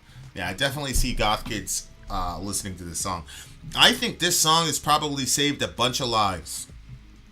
Because I remember, Blind, for example. I mean, it starts out literally, you don't know the chances, what if I should die? And I remember being like, yo, that's real. Because I remember, like, especially at the time where I was in 99, there's a big part of me that was like really contemplating suicide. But then there was another part of me that I was pretty convinced that I was not going to make it out of high school. So I was kind of like, I'm fucked either way. You know what I'm saying? Like, when I go out, my big goal was to make it home, like, and make sure my folks got home. But then when I got home, I was so depressed. You know what I'm saying? That I was just like, so when I heard that, what if I should die? I'm like, damn, because when you're a kid, you literally think you're the only one, especially in my family, because my family was able to, everybody just seemed to be able to handle the shit a lot better than me. My older brother was able to go through school, never beef with anybody, to my knowledge, never carried any weapons, never got into any of the shit. My little brother was able to go outside and, he got in little scuffles, but nothing really critical. And then when the home shit was going on, my older brother seemed fine with it. My younger seemed fine. I was never able to come up with defense mechanisms like they did, to where, I felt everything and I didn't hide anything. And so I remember one time I was arguing with my older brother. I'm like, yeah, you're not real, blah, blah, blah, because you just, you're enabling the people in our house and all the rest of it. And he's like, yeah, bro, we should all be like you. He's like, you're miserable. There's no peace in this house anytime you open your mouth, whatever. Like, looking back, it sounds like but he was right. You know what I'm saying? Like, but at the same time, I thought I was right too, and I probably wouldn't have changed it. But when I finally found music, because you don't hear a lot of that, like suicidal ideation and things like that, and like you hear about like, yo, I might not make it home, all that shit, but then the response is, so strap up and get them. You know what I'm saying? Yeah. It wasn't like, I am vulnerable, I feel alone, I feel like dying.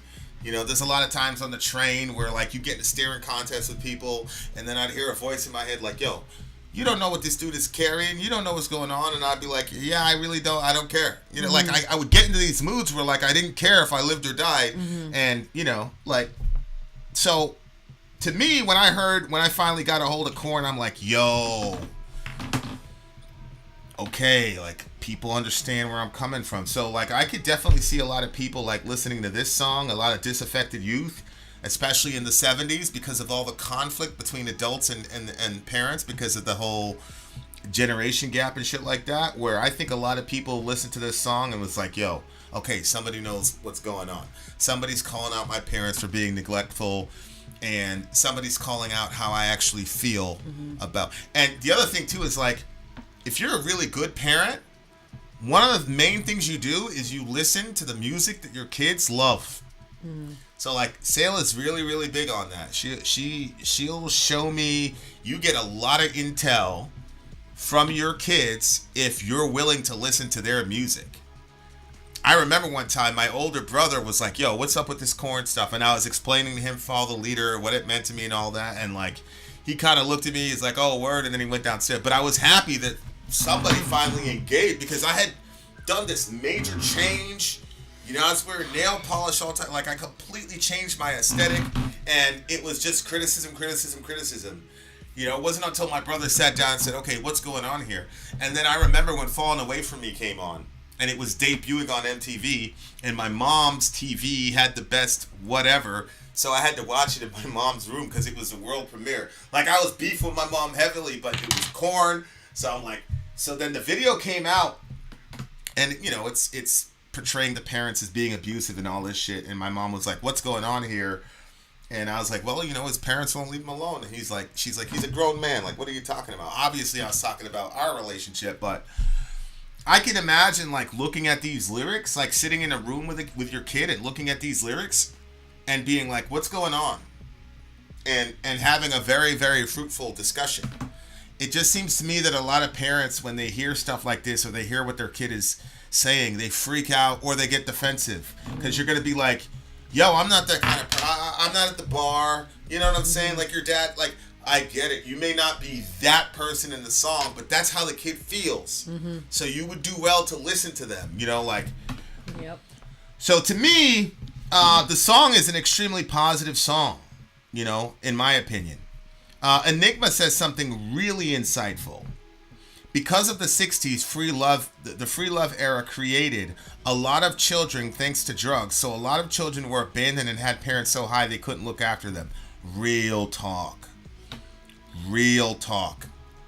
You know, like, that is so true. Like, this is one of the consequences of, like, having all of this just commitment-free sex, and you're going to get high and go to Woodstock, and then you have all these kids that you didn't want, but you were in some drug-addled thing. You don't even know who the father is. I can imagine a lot of kids were feeling like this.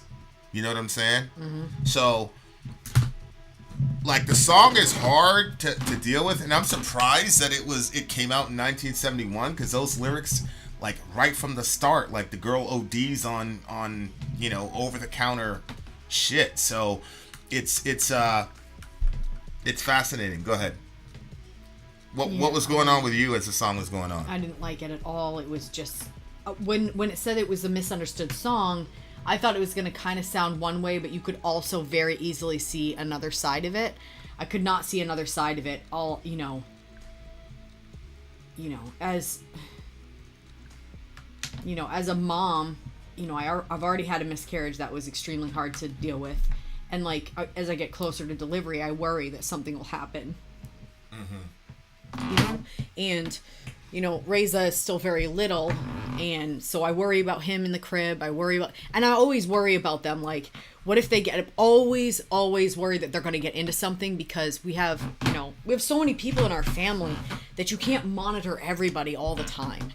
And so I'm like, what if somebody leaves something out? What if this? What if that? Like, I have, like, all these what ifs, and I'm constantly, you know, the kids are probably going to grow up and they're going to like, Mom was always talking about all the dangers. Because I'm always like, don't do that. This could happen. Don't do that. That could happen. And, you know, I don't know. So it was just hearing it and, like, seeing it, especially when it said Betty's mommy wasn't there to save her. She didn't even hear her baby cry or call. That was, like, super, super painful. Like, and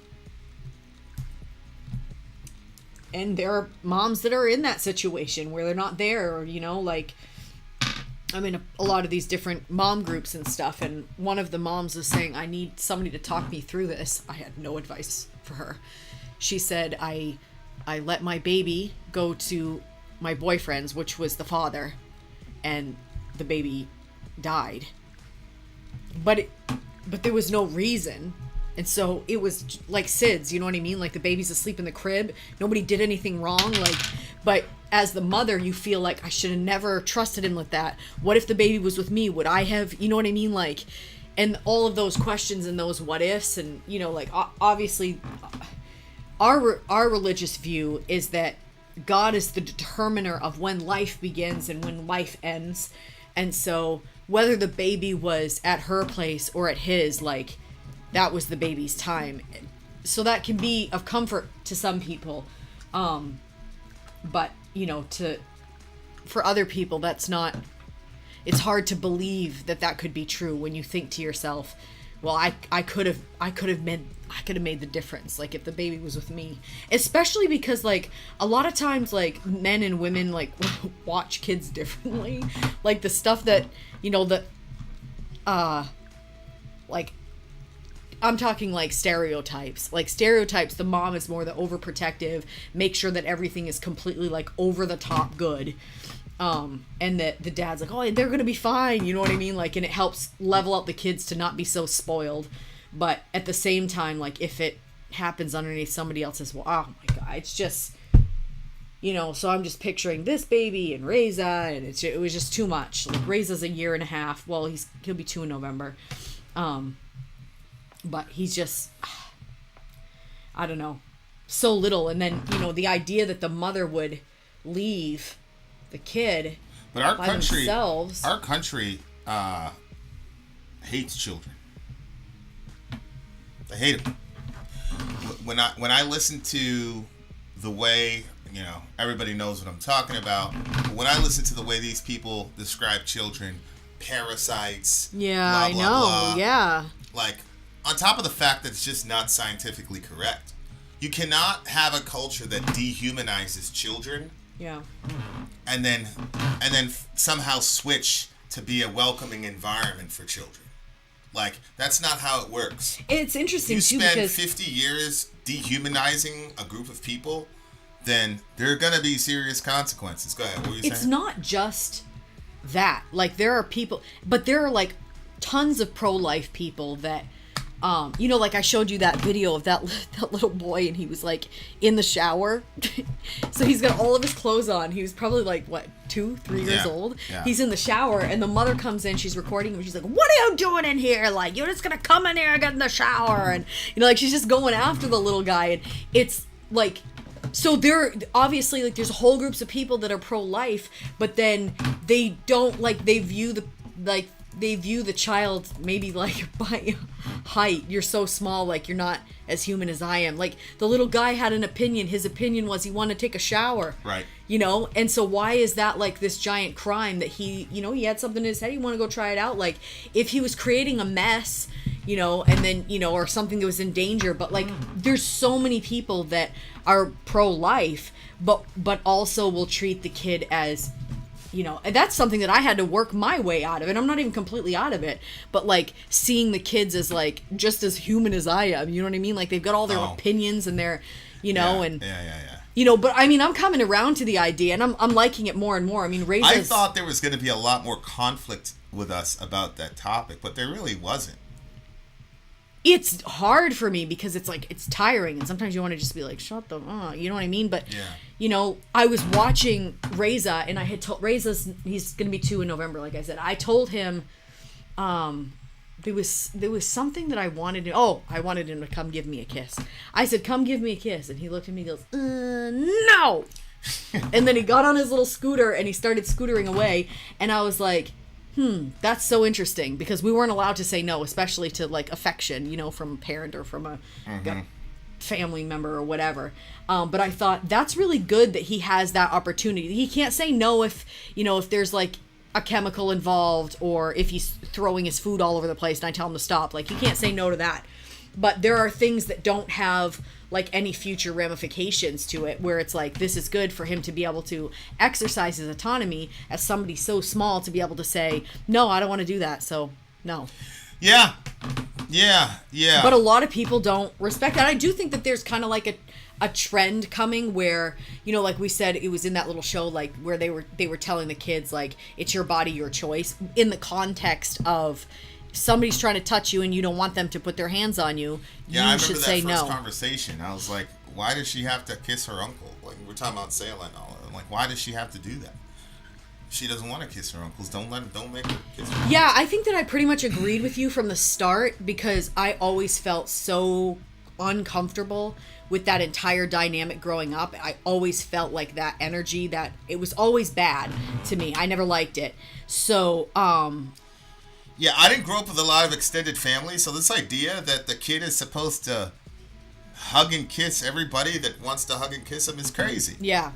It's like, how do you protect kids from strangers with bad, or even family members with bad motives? Because most of the assaults that happen come from family members. They don't come from random strangers. So for me, I was just looking at that whole dynamic like, what? Mm-hmm. Get the fuck out of here. So, you know, to this day, I say, can I have a kiss? Can I have a hug?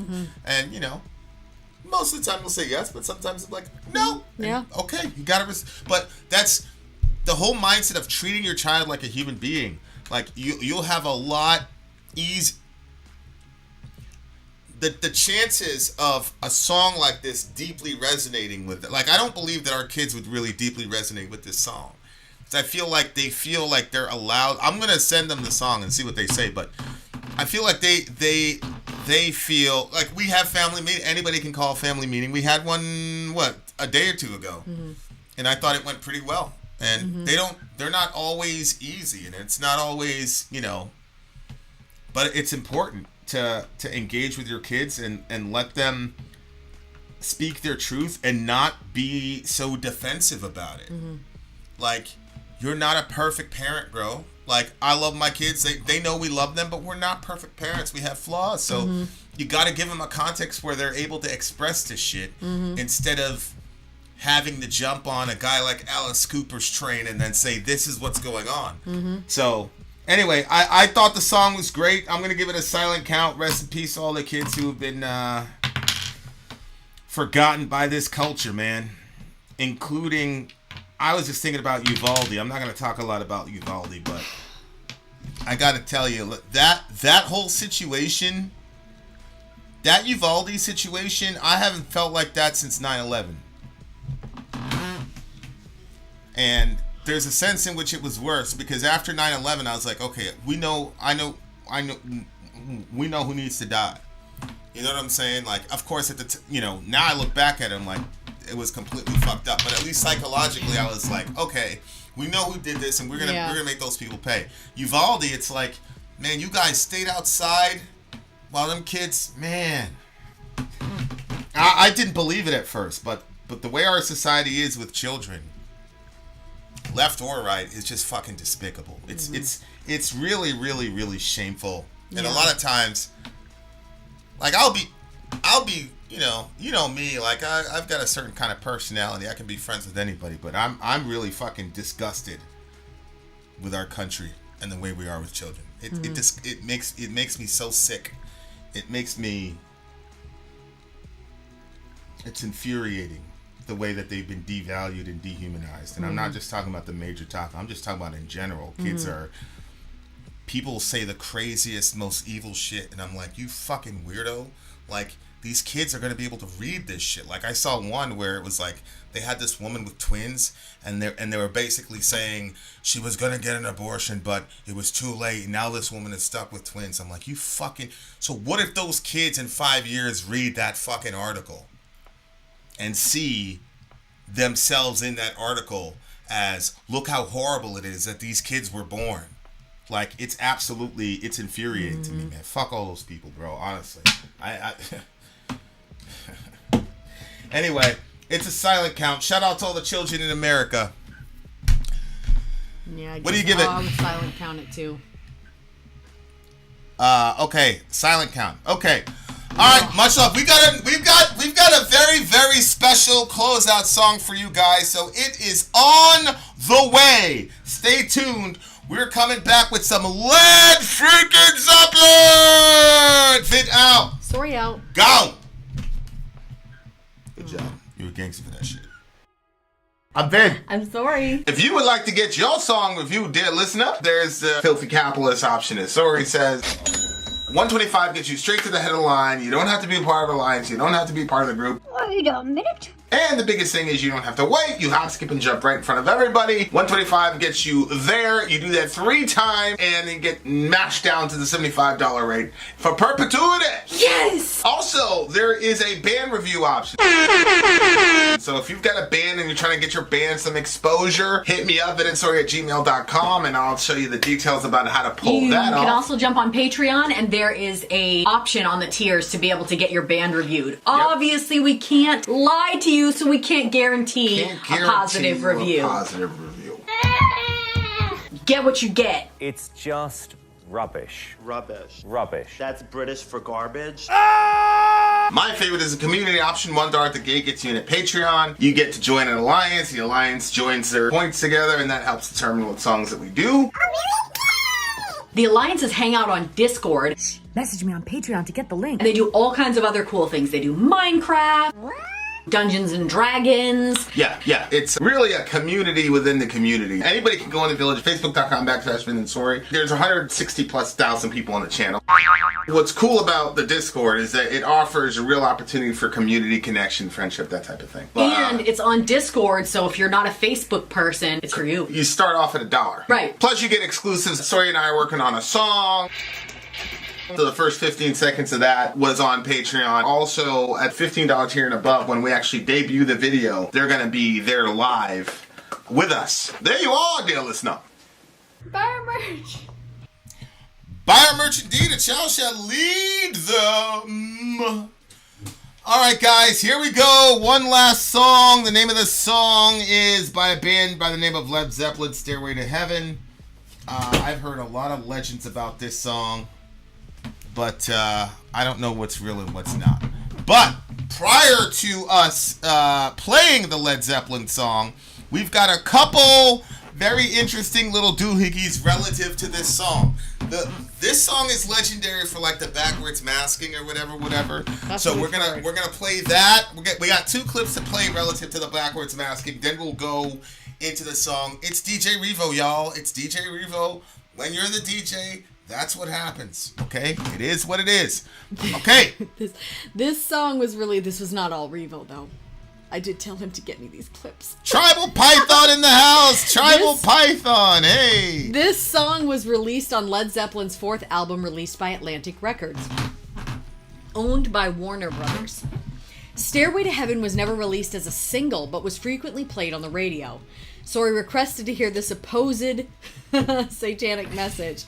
Here's a clip from a TED Talk, which is about how your mind hears what is often prompted to hear. Play clip 1.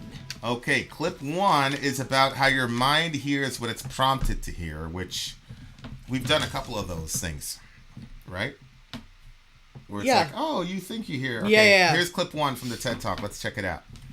Another example of this with auditory illusions. There's this film White Noise with Michael Keaton about the dead talking back to us. By the way, this whole business of talking to the dead, it's not that big a deal. Anybody can do it. Turns out it's getting the dead to talk back. That's the really hard part.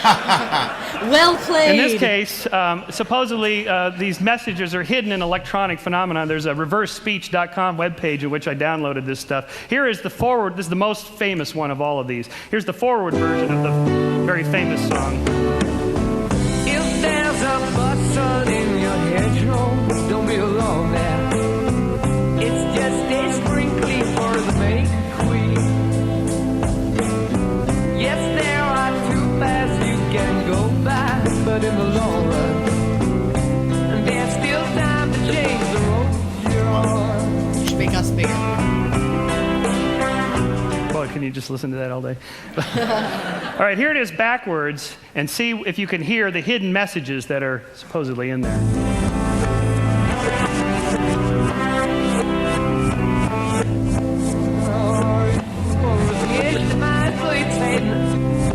I heard my sweet Satan again.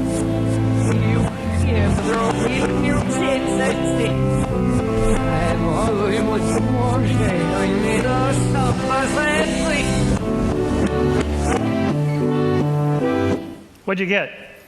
Satan. Okay, well, at least we got Satan. See, I heard now I will Satan. prime You hear your Satan? auditory part of your bit, brain yeah. to tell you what you're supposed to hear, and then hear it again.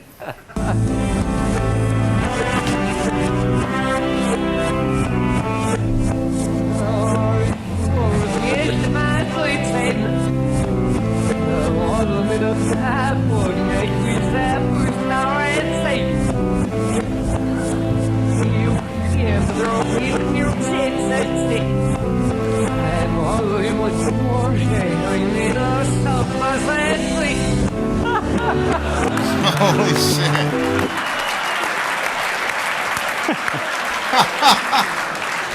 You can't miss it when I tell you what's there. All right, so Okay. All right. according to Jimmy Page in Oxford University, he didn't write a backwards message. So this is just an auditory hallucination, but Christians filled in we filled in the blanks. I think that's really all right. fascinating. Watch this clip from the 2000 comedy film Little Nicky, where Satan's Spawn explains that the satanic messages aren't in Ozzy's music, but Chicago's 1969 single released by Columbia Records, where they sing, "Does anybody really know what time is? Does anybody really care?" It is reversed to reveal. Play clip 2. All right, here's clip 2, bitches. Check this out.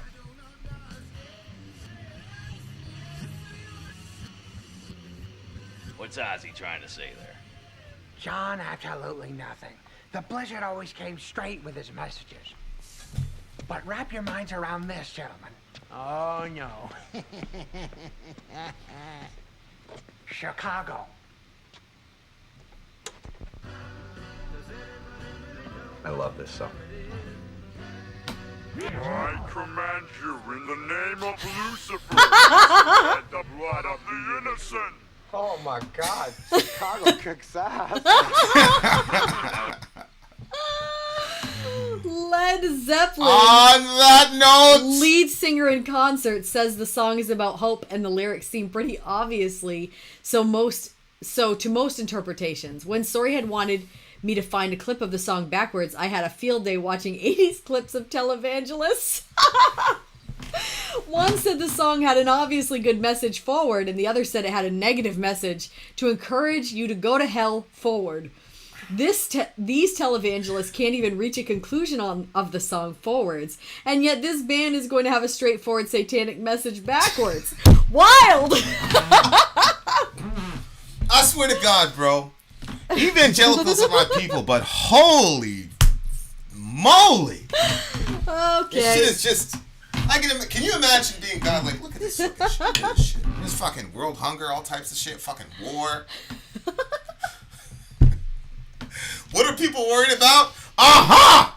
You said Shaitan when I played it backwards and sped it up by 2. Weird. All right, here we go. Stairway to Heaven. This shit is legendary. Yeah, I've never heard this song. I've just heard about it. Right. Same. Shout out to the big hole. You know what happened? The guy that was discipling us way back in the day when I got out of the hospital, Robin. Shout out to Robin. He was like, "Oh, no, brother, Vincent," because he knew I was into metal. So he'd say, "No, brother Vincent, no, it's satanic, blah, blah, blah." I'm like, "What's satanic? What are you talking about?" Because my mom used to say corn was satanic. Where are these? He's like, so he started talking about Stairway to Heaven and all the rest of it, and Hotel California. I guess Hotel California was about hell, like you go in but you can't check out. Oh. So it's telling everybody to go to hell. I was like, well, it says you can't check out. Like, that sounds terrifying. That doesn't sound like you're trying to get people to go there, but whatever. Stairway to Heaven. Right. Stairway to Heaven, Led Zeppelin. Let's do this shit. Sounds like do a whatever warning. you need to do. Sprinkle some holy water. Whatever it is you need to do. Let's go.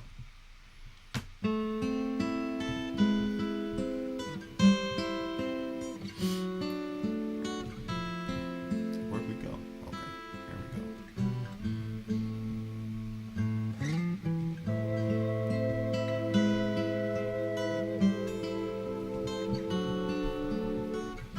This doesn't sound satanic at all, bro. I know. Is that a flute? Sounds like it.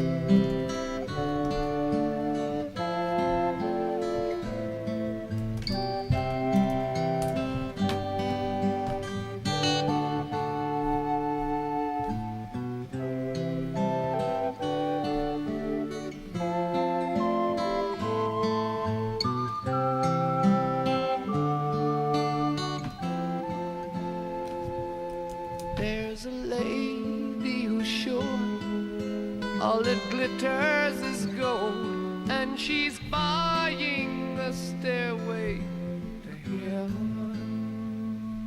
When she gets there, she knows if the stores are all closed, with a word she can get what she came for.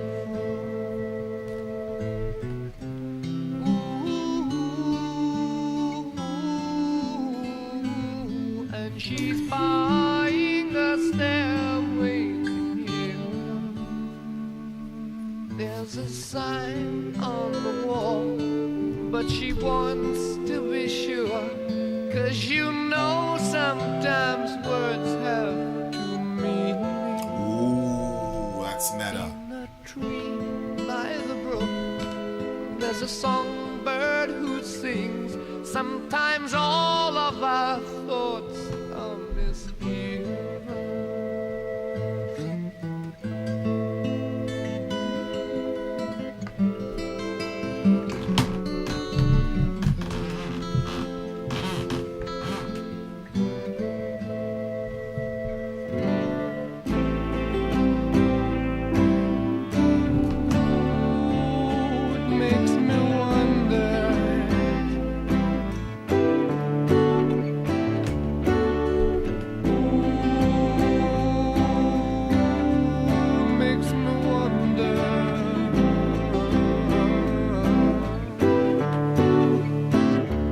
There's a feeling I get when I look to the west, and my spirit is crying for leaving. In my thoughts I have seen rings of smoke through the trees, and the voices of those who stand looking.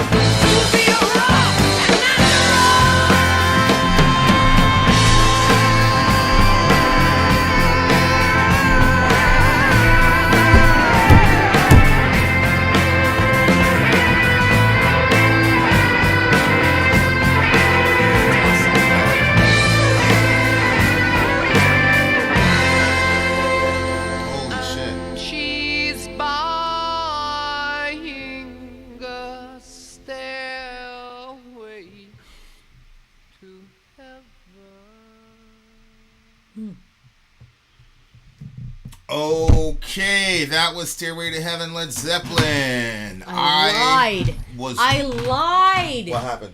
I have heard this song before. You did? Yes. Where?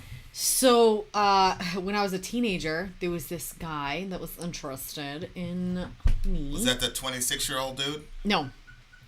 And he was like... I guess it doesn't matter. It was Brian. I knew him? No, you didn't know him. The But I was talking... Yeah. So, yeah. What's good, homie? What you on? We on kid number 3. How you doing? Go ahead, continue. Oh, it's so sad. So he came back from the military when he got, it was a boot camp. He came back from boot camp. And when he came back from boot camp, he had like this CD of songs made. You know, like now that I'm older, I realize what he was doing. I didn't realize it then.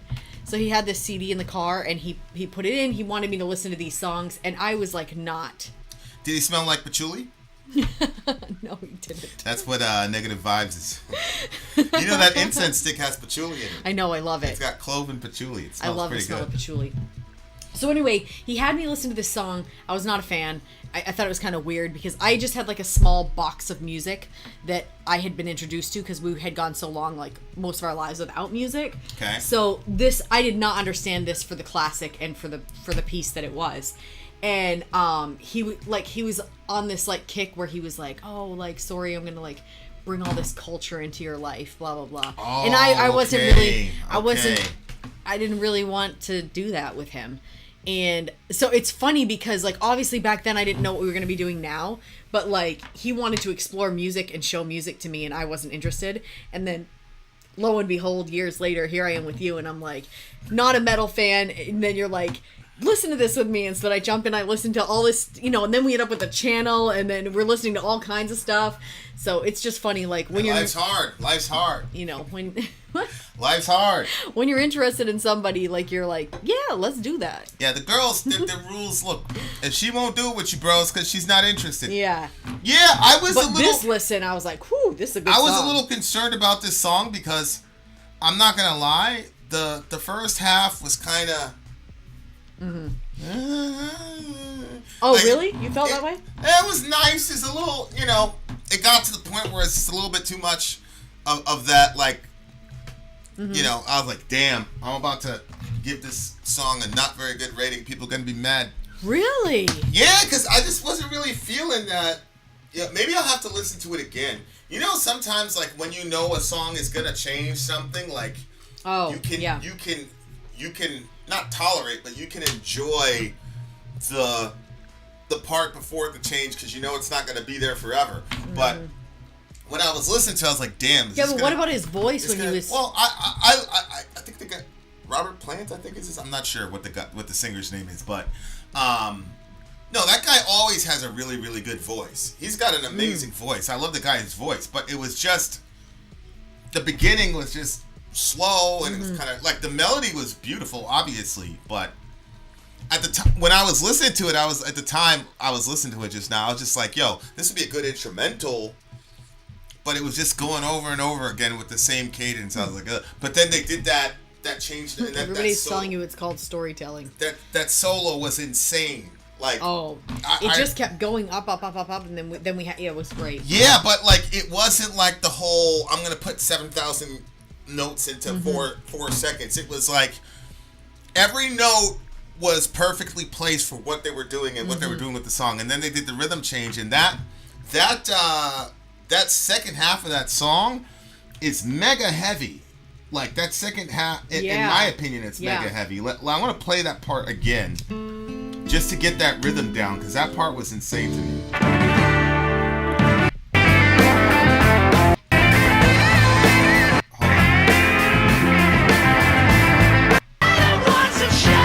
Right there.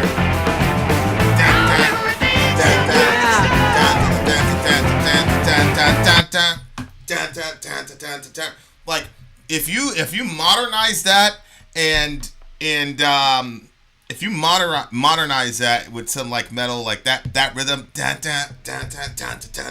that's heavy as hell, bro. That's heavy as hell.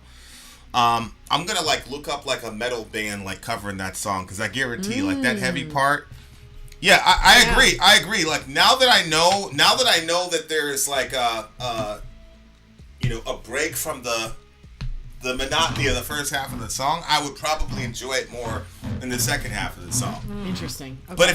But in my mind, I'm like, yo, this is gonna be like this for the next 4 minutes. Holy shit.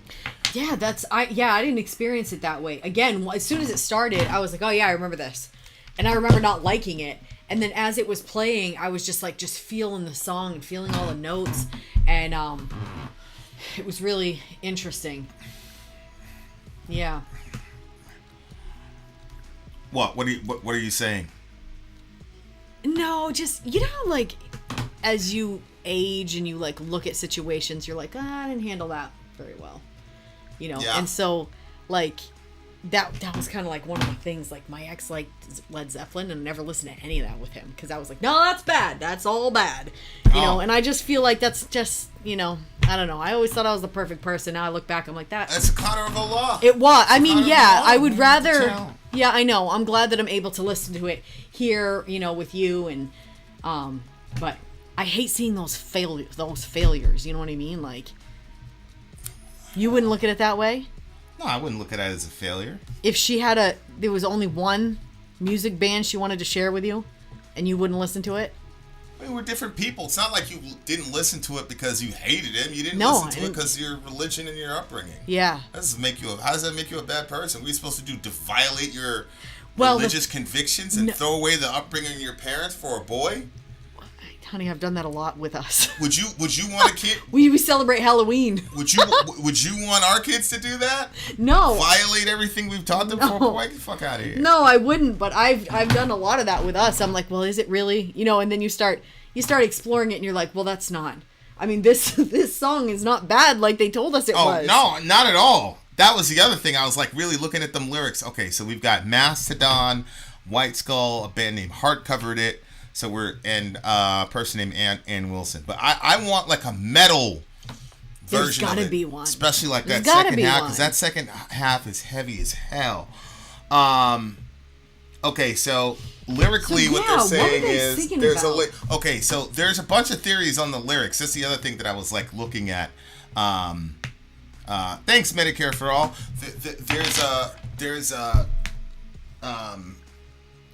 I'm looking at the comment section. I think it was Negative Vibes was saying, look, none of the lyrics mean anything. It's all bullshit. He dropped 20 tabs of acid and just wrote whatever came to his head. There's no logic to it. And then Ann Wilson is in Heart. Dun, dun, dun. These people are so funny. I grew up in the hood, man. We were listening to that shit. Yeah. I was listening to Big. I was listening to Mace. You know what I'm saying? Yeah. Okay, so lyrically, I was going back and forth. On the what do you call it? On the lyrics, like, because I was looking at it, I'm like, yo, I want to analyze this shit. But then Negative Vibes was saying there's no logic to it. Then the other guy was like, no, there is logic to it. So I was like, damn, what is it? So I'm going to look at the lyrics again. I do think that there was something of a theme to this song, actually. I'm not sure that it was all gibberish. So if you start, it says, there's a lady who's sure that all that glitters is gold and she's buying a stairway to heaven. When she gets there, she knows if the stores are all closed, with a word she can get what she came for.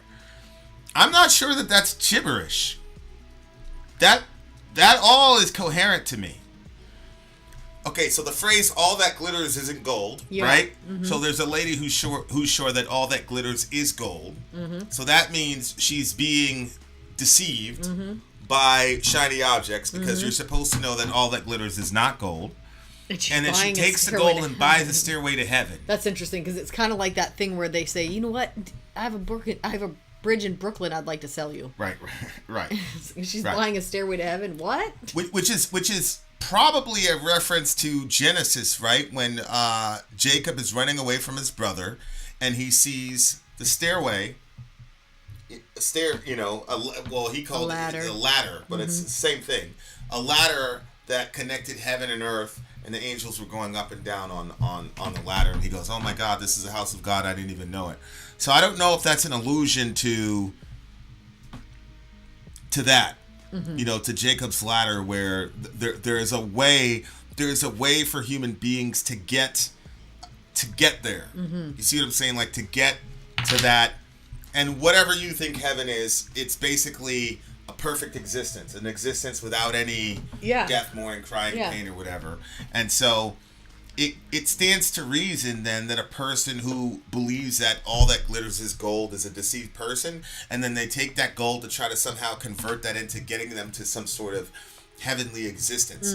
That makes a lot of sense to me. Yeah. Especially for rock stars who all their life dreamed about fame and money and all that, and they thought, if I get this, I will be in heaven. Not in the afterlife sense, but in the sense that I will have the best existence in my life because I'll be famous, I'll be rich, I've got all this money, and the money affords me a trip out of hell and into, like, when you're in the ghetto, like, that's all you think about, like, getting out. Because where you're living is hell. Yeah. And you need capital to get the hell out of hell. Right. Right? And so I'm not sure that these are nonsensical lyrics. They make a lot of sense to me. There's a lady who's sure that all that glitters is gold. She's buying a stairway to heaven. When she gets there, she knows that if the stores are all closed with a word, she can get what she came for. So again, that looks to me like, American materialism. Right, and didn't these guys go out into like Eastern mysticism a little bit? A lot of people were like dabbling in Eastern mysticism and Hinduism and Buddhism, which basically you cannot harmonize that with a capitalistic understanding of the world. Capitalists kind of do believe in verse 1 that, if you have enough money, you can get yourself out of hell and into heaven, and you get access to things that other people don't because of your financial situation, which makes sense because when she gets there, she knows that the stores are all closed with a word, she can get what she came for. How does she get this special access? Well, she's got all this money. That's what it looks like to me. I'm not sure that that's where he's going, but it does seem to me that that's something that's easily put together so where you can like make some sense of it. I do agree with negative vibes though. If there's a bustle in your hedgerow, it's just a spring clean for the May Queen. That probably doesn't really make a lot of sense. That nonsense. That probably doesn't make a lot of sense. But the first stanza does though. She's buying a stairway to heaven. There's a sign on the wall, but she wants to be sure because sometimes words have two meanings. In a tree by the brook, there's a songbird who sings. Sometimes all of our thoughts are misgiven. See, to me, that's not necessarily connected, but it still makes sense, and it might be meta in a way because he says words have two meanings, so maybe there's a double entendre throughout the entire song, like so it might be a clue. Like you could really play around with what he's doing lyrically, but there's a feeling I get when I look to the west and my spirit is crying for leaving. In my thoughts I have seen rings of smoke through the trees and the voices of those who stand looking. Again, I don't know. But again, it seems to me that they were into, mysticism and all the rest of it. So that's what I was wondering. I could see why he would want to leave the West and all the rest of it. Robert Plant wrote the lyrics as a critique on an over-materialistic society that's suggesting that spending your entire life collecting material possessions is a fruitless endeavor. Yeah, so that's what I'm saying. It looks logical to me that that's what he's talking about. Keep scrolling down. Oh, actually, hold on. Yes, there are two paths you can go by, but in the long run, there's still time to change the road you're on. So yeah, your head is humming and it won't go. In case you don't know, the piper's calling you to join him. Dear lady, can you hear the wind blowing? Did you know your stairway lies on the whispering wind? That to me says, the goal of, quote, getting to heaven via material accumulation is basically, it's not rooted in anything stable. It says it, your stairway lies on the whispering wind. Yeah. That presents something that's kind of unstable. Like, and so if you're trying to build your life on material possessions, then you're basically in midair. You know what I'm saying? Like, it's not going to work. So we wind down the road, our shadows taller than our soul. That's a good line, bro. Our like shadows that one too, taller yeah. than our soul. There walks a lady we all know who shines white light and wants to show how everything still turns to gold. And if you listen very hard, the tune will come to you at last. When all are one and one is all, to be rock and not to roll, to be a rock and not to roll. Again, like there it is. There's the rock and not rolling. That's that stability. So you're building this ladder or this stairway in midair, and it's shaky. That's materialism. And then here, once you get to the point where you realize that all of us are one and materialism is bullshit, then you'll be a rock. You'll be steady, and you won't be rolling. Meaning, like you'll be steady. Which Matthew 7. Where he says, you can build your house on the sand, or you can build your house on the rock. Yeah. And he says, when the storms came, the first one went down with a great crash. And Jesus said, when the storms come, which means that in life, storms are going to come, and you better have a solid foundation to be able to deal with that shit. Right. And if you look at the current situation that we're in, especially when you're in a recession, and you're dealing with inflation, and now you can see people dying on the regular because now we've got like this pseudo omniscience where everybody can see all of human suffering at the same time. It definitely makes you feel like, yo, all of this is bullshit. All the materialism we came up with. Yeah. And now on the other hand, like when you see, especially our generation, are starting to see the fallout of capitalism, like the real cost of like unfettered capitalism, whether it's predatory lending practices or whatever. I think people are like, yo, like materialism and capitalism is not a very good rock to build your life on. I think there's some parts of the lyrics that, maybe, you know what I'm saying? Shout out to Applejack. Much love, buddy. I definitely think like some of it is like, goo goo chube, whatever. But I also think that there's still a lot of real truth in that and real philosophy that they're trying to communicate. I just think for whatever reason, the song like completely exploded, and bands are weird. Like Nirvana didn't like playing Teen Spirit. You know what I'm saying? Like I haven't heard Korn. I haven't heard anybody talk about like I hate playing Blind or whatever like that. Like there's certain songs that Korn has to play all the time. But there's a couple bands where like their most popular song, what's up Crimson Skies? Their most popular songs, like they hate doing it and they get mad. So like Kurt Cobain was like dissing all the fans that like Teen Spirit. You know what I mean? Like I just think they get so like I could see them saying, oh, we didn't really mean anything about it or not playing it. Like they refuse to play it going on tour. Like that shit is insane to me. Like why would you refuse to play like your greatest song? Like people spending all this money. I know, it's crazy. Like to see you live. I remember the first time I saw Korn live, I didn't know I was ever going to see them again. You know what I'm saying? So, like, to show up there, they're not playing Blind, they're not playing Got the Life, like, that would kill me. So, I don't know. I think that there is a lot of really deep meaning in this song. I enjoyed it, particularly the second half. I'm going to give this one a 9.8. It's a good song. What did you give it? This is a 10. Oh, you gave it a 10? Yeah. What did you like about the song? The lyrics, you could toss them out. I don't really care much for the lyrics. I liked the way that the lyrics sounded. Like, there's a lady who's sure that all the glitter is gold, and she's buying a stairway to heaven. I liked that, and I really liked the line at the end where it said, "Our shadows taller than our souls." Part. That's a good line. Yeah. That's a really good line. Yeah, so I mean, there was stuff about it that I liked. I didn't understand the lyrics. Like, I was just like kind of picking up pieces of it that I was like, But just like the journey that the song takes you on when it starts out, and I agree, it started out kind of slow, but then it was, to me, it encapsulated you. It like pulled you, it like brought you along, and you like rode with it, and then the song just continued, and then it kept getting bigger and better, and obviously it was not like what I thought. I mean, we've heard so much hype about this song. Like, I'm like, really? Like, you took this and it became a devil song? That's what you did with it? That to me is the real point of Satanism right there. That's what you take something that beautiful and you make it about the devil? Like, that's what XBM was saying. It kind of sucks that this song's message about materialism got so tainted by evangelical pastors and parents. Yeah. it's a good. You get a lot of. I mean, there's like I said, there's biblical principles. Build your house on the rock instead of sand. The vacuity of materialism. Yep. The irony of a multi-million-dollar band who charges for people to see their shows talking about materialism, obviously. Yeah. It's kind of like Rage Against the Machine, raging against capitalists. They're all millionaires. But we could just overlook that. But,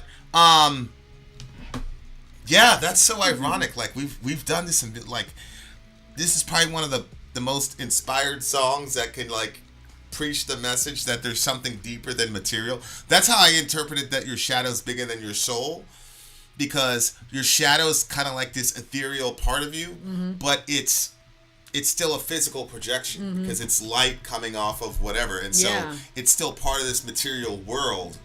And what you want, especially in this context, what you want is for your soul to be bigger than your shadow. In other words, you want the immaterial side of the metaphysical side of you should outstretch the physical part of you, because the physical part of you is going to decay and not work as well, whereas you can build up your soul and your spirit to be a spiritual person. I think that was an important line. So yeah, the irony of evangelicals taking a great song, but this is what I'm talking about. Like, can you imagine a kid in the 70s listening to this song on repeat, I'm assuming, and the parents not taking any interest in it just to say that it's bad because Pastor Higginbotham told them it was terrible? Ridiculous. Weird. Okay, but a really, really good song. Like I said, it started out a little bit kind of weak. Yes, Kai, there is a possibility for boogies in the future. It started out kind of weak for me, but it definitely redeemed itself with the solo and the heavy part at the end. I really, really enjoyed it. What did you give it? 9.8. There you go.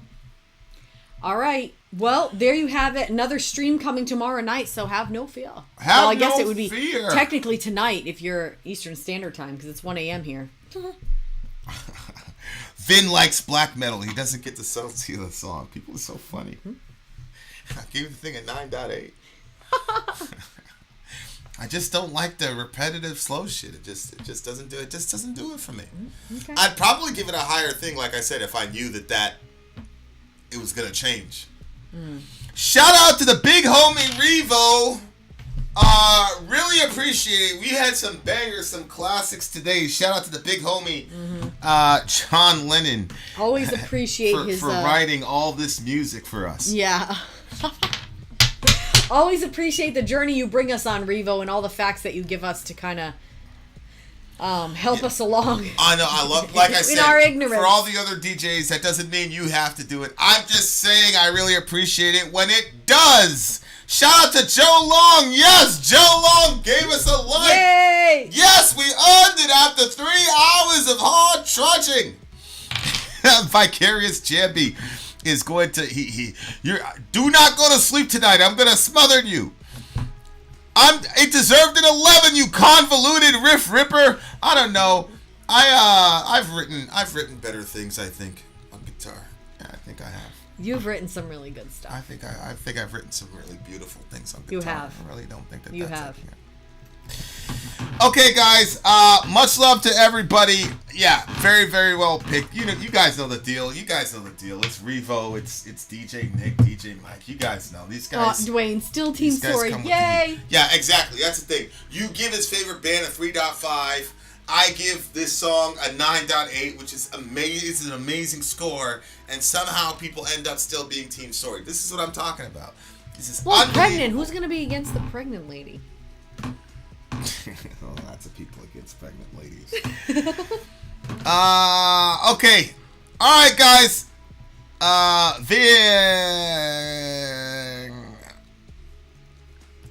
really appreciate that, Michelle. Keep trudging. All right, guys. We are out of here.